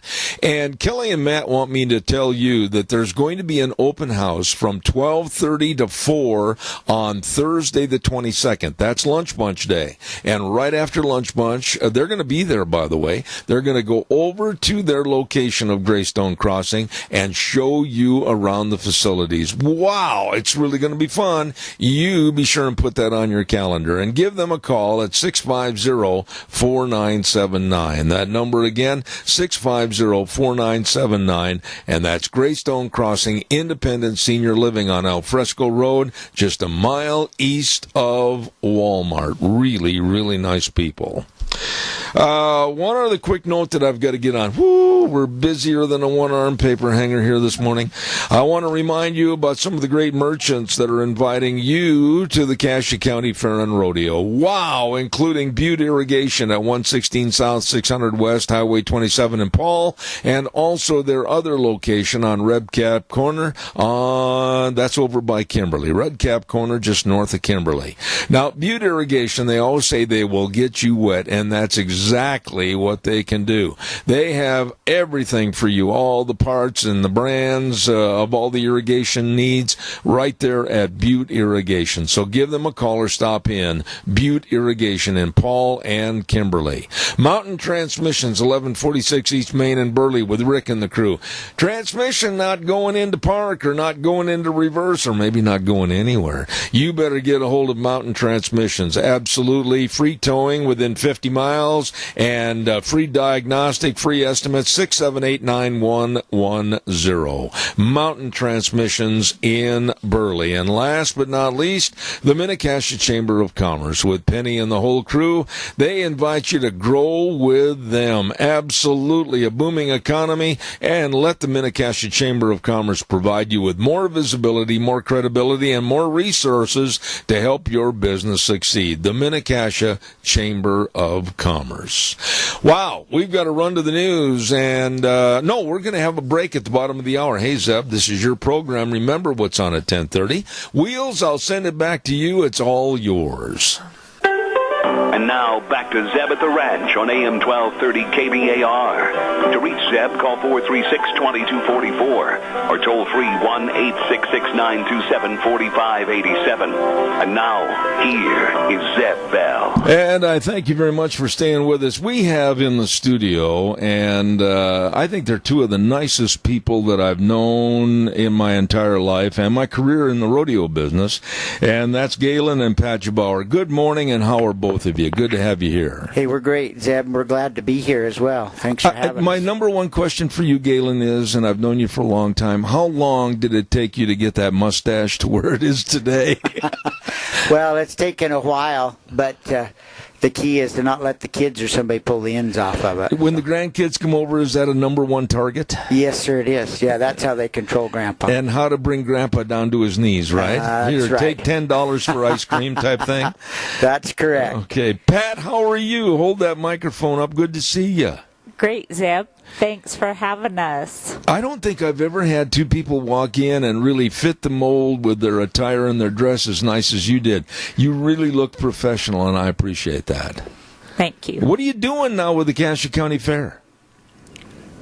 Well, what we've got going on this year and what we're up to, we're just trying to add a little more excitement to everything there. We've brought in the mini bull riders, and if you've never seen it before, it's going to be something really exciting.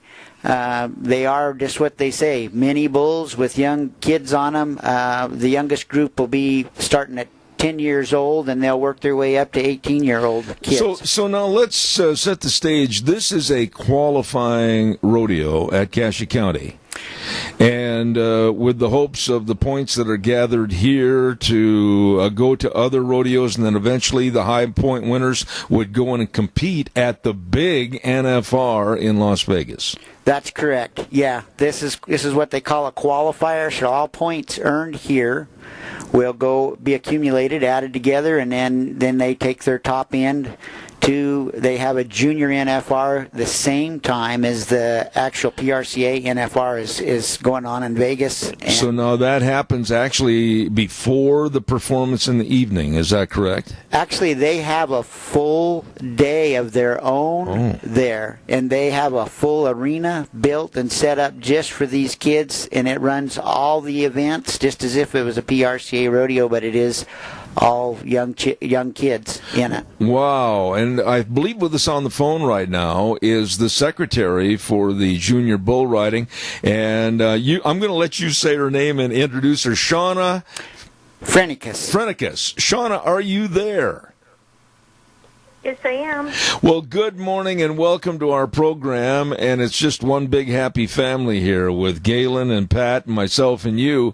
Now, what's the association name, Shauna, that these young kids compete under? The Junior World Finals. The Junior World Finals. And you and I were on the telephone the other day, and you were talking about qualifying series. How many rodeos will they have in the series? Well, for every region is a little different. There's 7 different regions, but our region in particular, we have a total of about 26 qualifiers this year. Oh, my goodness. Now, this is a nationwide association, correct? Correct, yes. Okay. How many young people belong to this association? There's thousands. I mean, between all of the events, there's thousands of kids. We take there's 130 bull riders that go to Vegas alone. So, I mean, the total amount between all of the events, I can't tell you, but I do know, that we take 130 to Las Vegas. Now, you said other events. Is there a event qualification and classification for every one of the standard rodeo events? Yes, there is. And so barrel racers and bareback riders, etc., are going to be qualifying, hopefully, for the national finals in Vegas. Is that correct? Yep. Okay. Yep, that's correct. As the secretary, you're the person in charge of everything. Tell us about this association. Is it growing in popularity? Oh, yeah. It's growing tremendously. I mean, the Junior World Finals, formerly the Junior NFR, just in the last 3 years that we've been to Las Vegas, the number of kids that we're getting is incredible. I mean, just my region alone, we're the largest region in the nation. We represent 4 different states, and I have an average of 40 to 45 members just for my region, and that's not including all the other 7 regions that there are. So it is growing, and I get phone calls all the time, when are you going to come to my state, South Dakota, North Dakota, so I just see it growing exponentially every year. Now, these are kids, correct me if I'm wrong, Galen was mentioning just a minute ago, that range in ages from 10 to 18. And what are the breakdowns on the classifications for competing? So ages 10 to 11, and all the ages go by their age as of January 1st. So ages 10 to 11 is what we call our junior mini bull riders, and they actually ride mini bulls. And then 12 to 13 is our senior mini bull riders. And then when you go to 14, 15 is what we call our junior big bulls, where they get on big bulls like the professionals. And then 16 to 18 is our senior big bull riders. Okay. Now, what would a rodeo do or a committee do to try to call you, contact you, and have you be a part of their rodeo? What's the procedure? We have a Facebook page, so they can contact me on Facebook. All of my contact information, email, cell phone number, all of that is on our Rocky Mountain Region Junior World Finals for those committees that want us to come in, in Wyoming, Idaho, Utah, or Montana. Or my national directors are the Leals, and they're out of Texas. You can also get a hold of them, and they're on the Junior World Finals website, their contact information, if there's other states out there that they want to do a qualifier for. Well, I'm excited. Now, what are the dates of the NFR for the juniors in Las Vegas? Can you give us that quickly? Yep, we'll be there December 5th through the 9th. December 5th through the 9th, and they'll be strutting down the street just like the big cowboys, right? Yep, oh yeah, you'll know that they're there. Well, Shauna, I'm going to be visiting with Pat and Galen right now, but I want to tell you how much I appreciate your taking the time this morning to come on our program, and we're going to highlight what's going on at Burley, okay? Sounds great. Thank you so much for having me. You bet. God bless. Have a wonderful day. Wow, she seems like a real sharp lady. How did you two get involved in this?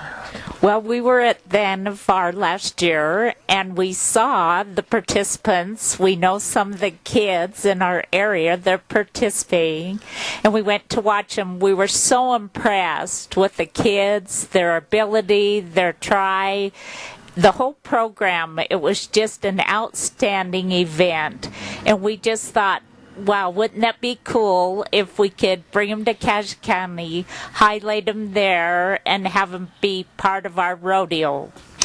You know, Galen, let me ask you this. How long has this been going on? I mean, is it a relatively new concept and idea? Yeah, it is. It is. And there, I think a lot of what I gathered, we spent a day there in Vegas visiting with parents and stuff, and a lot of what I've gathered there is they're trying to put together a program that prepares young contestants to be PRCA contestants, to be professionals, and they're reaching out to anybody and everybody. There's kids that we run onto that their parents or none of their family had anything to do with rodeo, but they found a sport that it was an individual sport for them, that they relied upon themselves to jump, run, go, do, make something happen, and had a lot of kids from inner city areas that are involved in it. Wow. Just for those reasons. Let me ask you both this question then. Now, they said it's an association for all the events, the bareback, the calf roping, or the tie-down. Now we have to be politically correct, team roping, etc. Now, do you have all those events recognized at rodeos here in the state for the juniors? I don't believe they do as of yet. That's something they're building on and trying to create. There's different people have put together, like the bulls and the bucking horses and some of those things. For instance, your bareback riding, all your broncs and bareback horses. An old guy that's come right here from our community, Joe Demers, and his son Cody Demers, been in the NFR several times. They're in charge of all the bucking horses. They build that program and put it together. Joe's grandson's one you'll see, little 6-year-old, 8-year-old kid that's in it and around it and being a part of it and growing up there. So. I got to tell you a quick story about Joe. When Cody was a little boy, real little boy, I sold Joe Cody's first team roping saddle. Oh, wow. Yeah. And I can remember seeing him put Cody on those little bucking ponies at his place over south of Kimberly, and there was the start of a great career. Oh, yes, there was. Yeah, and it's going on for generations. You know, Pat, from a lady's standpoint, what about rodeo? You know, we hear so many people say, oh, well, the kids are going to get hurt. Oh, well, this and oh, well, that. To me, it's one of the most wholesome attitudes that you could ever be involved in. What's your thought on that? Well, my thought is it's very family-oriented. And I think the kids need to get off the couch and do something and toughen up. Now, you summed up everything right there. Get off the couch and do something. And that's something the younger generation get out of the house and put down the smartphones and the video games and everything else. That's right, Zeb. Hey, I've got a pair of tickets to give away for Saturday night. If someone would like to call and interested in going, we'd love to give them away. All right, so how do you want to do this? The first person that calls in, and we'll give them a set of tickets for the Saturday night Cache County Fair and Rodeo, and the early performance is going to be at 7 p.m. for the Junior Bull Riders. Is that right? Yes, that's what we really want to stress, is this is a pre-rodeo event. So at 7 o'clock is when things kick off. Okay, now we already got a call. Good morning, caller. You're on the air. What's your name? Doug? Doug, I need a little bit more than that because there's a whole ton of Dougs that live in this area. Doug Martin. Oh, for heaven's sakes, I didn't recognize you. You never call anymore. Doug Martin, you have just won 2 tickets for Saturday night, and get there at 7 o'clock for the junior bull riding, and that'll really kick things off for the rest of the night, okay? You betcha. Hey, thanks a bunch. Now, hold on a second. Where does he get the tickets, Pat? Doug, if you'll just go there to the tickets office, I'll have your name on them in an envelope, and they'll be there for you. Okay? Well, thank you very much. We'll appreciate it. All right. Thank you, Doug. Appreciate your call. I've got to do a weather forecast, and then I want to come back and I want to talk a little bit more about the sport and how it's coming into Burley, and we need to really emphasize. These are some. How big an area are these kids coming from? Well, right now, you're going to have kids Montana, Wyoming, wow, Utah, Idaho, and I believe you could have some out of Nevada. So we're talking a lot of travel, and this is just like a regular circuit for these young people. Yeah, they're setting it up and basing it so it kind of gives them, just like the PRCA situation is, so they can travel within their circuit areas and build them up to that so they understand business and how that end of it works as well. And a lot of people don't know about that business behind the scenes. There's a lot to it. Yes, sir, there is. Where to go, where not to go, what to spend, what to keep in your pocket, and when to run. That's right. Okay. That is right. Hold on just a minute. I got to do a weather forecast. And the weather brought to you by Scarrows Meats, 331 North Road, Jerome. Don Scarrow and his crew. And the number to call, 324-7657. Or you can go to their website, scarrowsmeats.com. Delicious meats for any occasion, whether it's, of course, a family reunion, a company picnic, whatever. You be sure and get a hold of these folks today. Scarrows Meats, 324-7657. And right now, here's Gina with the weather. Looks like it's going to be another sunny summer week here in the valley. Here's the look at your weather forecast. We are expecting sunny skies for today. High of right around 80 degrees. Tonight, nice and clear with a low of 50. Tomorrow, sunny skies looking at mid-80s. As we get to Wednesday, looks like sunny skies mid-90s. We are expecting lows in the low 50s. And as we work our way closer towards the weekend, Thursday, Friday, possibly Saturday, sunny skies mid to upper 80s. That's a look at your weather forecast for Zevin Grant. Thank you, Gina, and I appreciate it. Brought to you by Scarrows Meats, Don Scarrow and his great outfit at 331 North Road, Jerome. Again, that telephone number to give them a call, 324-7657. Oh, boy, they are changing the way we eat, one delicious bite at a time. We're very blessed to have with us in the studio Galen and Pat Jabauer. Let me ask you this. What about the stock? Let's talk a little bit about the stock for the juniors. I mean, how do you go about finding the appropriate animals?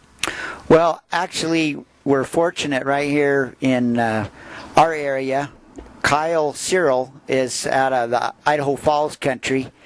He has a whole string of them, and he's been breeding the program and running a program, building these bulls specifically for these kids. Really? Yeah, and he has a Bill Clark over to Buell as part of that program as well, and they've been. Bill is a nice guy. You won't find him any better. Yep. Yeah, Bill's a super guy, and so they've all been working together diligently to build a program. They run some cows and some things and build and breed these bulls specifically for this program. Now, Galen, what about the sizes of these bulls? I mean, we're talking in the PRCA, you could have some behemoths out there at 16, 17, 1,800 pounds.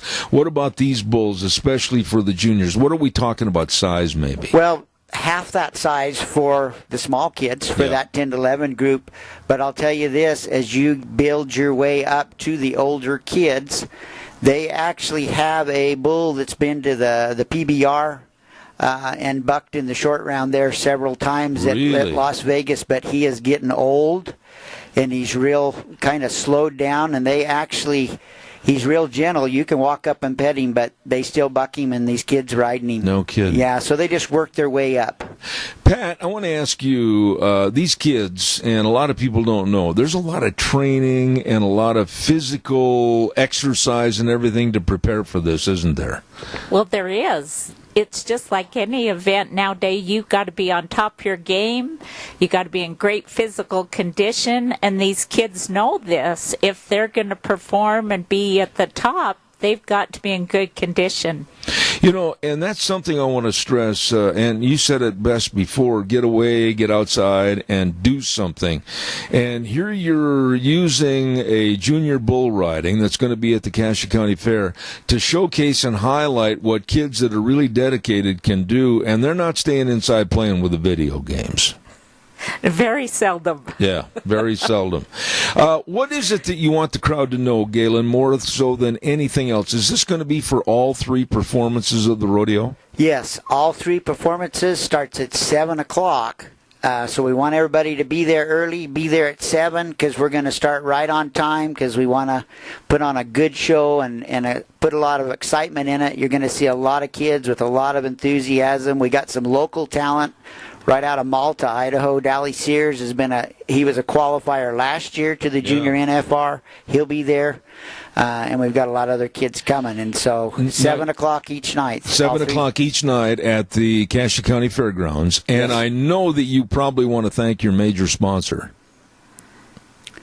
of the event. We do. And that'll be Hagler Creek Cattle Company. Right. And we also want to put a yell out to Double J Livestock. That's Jeff and Larry Johnson. They've donated $100 to the winner of each one of the divisions, so there's to go towards their NFR entry fee. So there's 4 divisions, so they're going to put up $400 and donate another $100 to each one of those kids. Now, these are the accumulation of points, right, to go to the NFR? Correct. So, like, if they win first, second, third, and fourth, it's all attributed to points, and then that goes to their ranking going to the finals, right? That's correct. And what are some of the prizes that they can look forward to at winning the NFR in Vegas?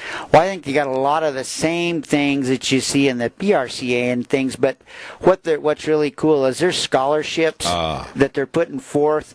So kids, even these younger kids, there's money being set aside for them for college educations and things like that. So it's well worth it with what they're putting together. They're trying to encourage that. So that's one of the big things. But they all get a buckle for being a champion, saddles, things like that as well. Pat, I can tell you want to say something. Well, I also want to invite everyone out to Steve Regan in Burley. We'd like to thank Tommy and Brenda for having us out. We're going to have one of the bulls there. The kids will be giving away tickets, doing drawings. People can take pictures, ask questions. We'd just love to have everybody come out. And when will that be? That'll be Wednesday. We'll be there from 1 to 3, and then Thursday, Friday, Saturday they'll be there from 3 to 5. Wow! And they'll actually have one of the bulls that will be bucked each night there for people to see and be around. You know, I really can't. Pardon me for the flies. It's fly season. They happen to come in my studio. Can you imagine this nice, neat, clean office? But anyway, I really compliment you two for getting involved in this. Why? What was the motivating factor to get involved in this?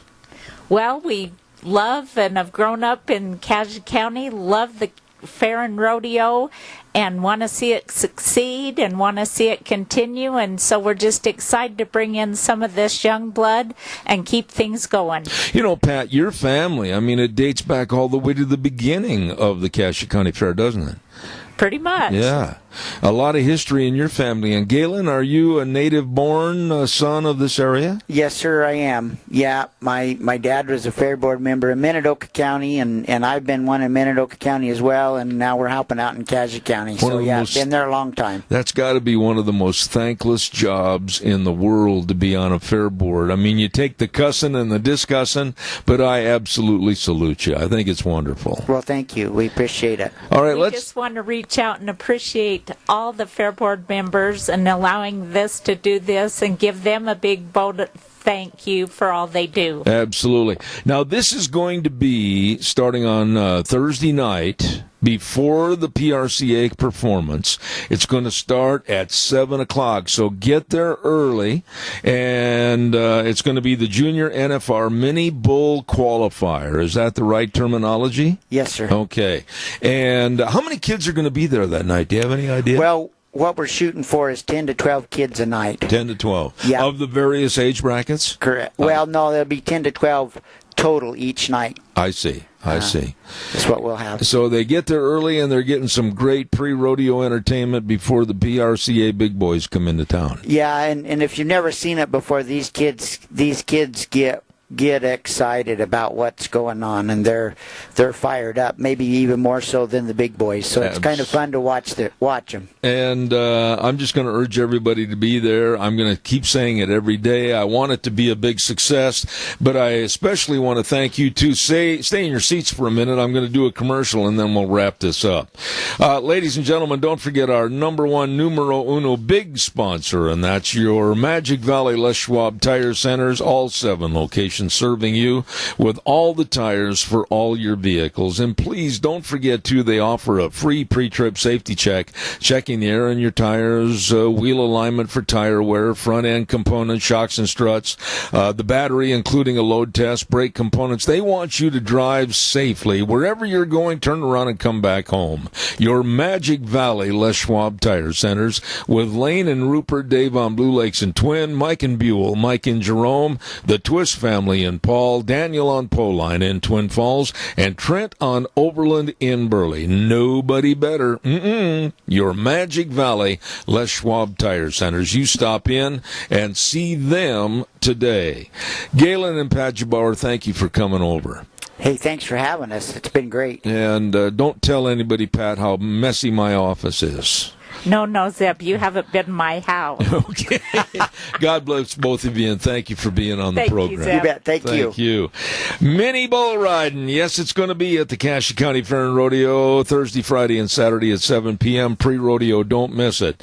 Right now, I want to tell everybody we're going to get out of here. We're gone. And the way things were, the way things ought to be, and the world needs more cowboys. And we always end the program by saying, in God we trust. Have a wonderful day. We'll be back tomorrow morning at 8:06.